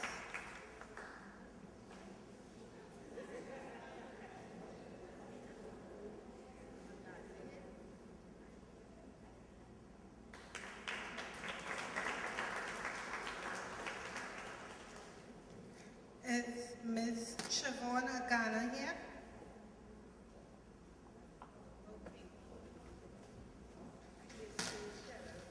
Ms. Cheryl Julian. All right, it seems like that is the list of everyone for this evening. Thank you everyone for being here at our first ever Women's Empowerment Workshop on behalf of Ms. Nurse and the Leisure and Events Management class. We thank you very much for being here, and we hope that you'll bring more people to our Women's Empowerment Workshop next year. Please go on. Thank you. Thank you very much. Feel free to mingle, have a bite to eat, and enjoy the last of the WE 2013.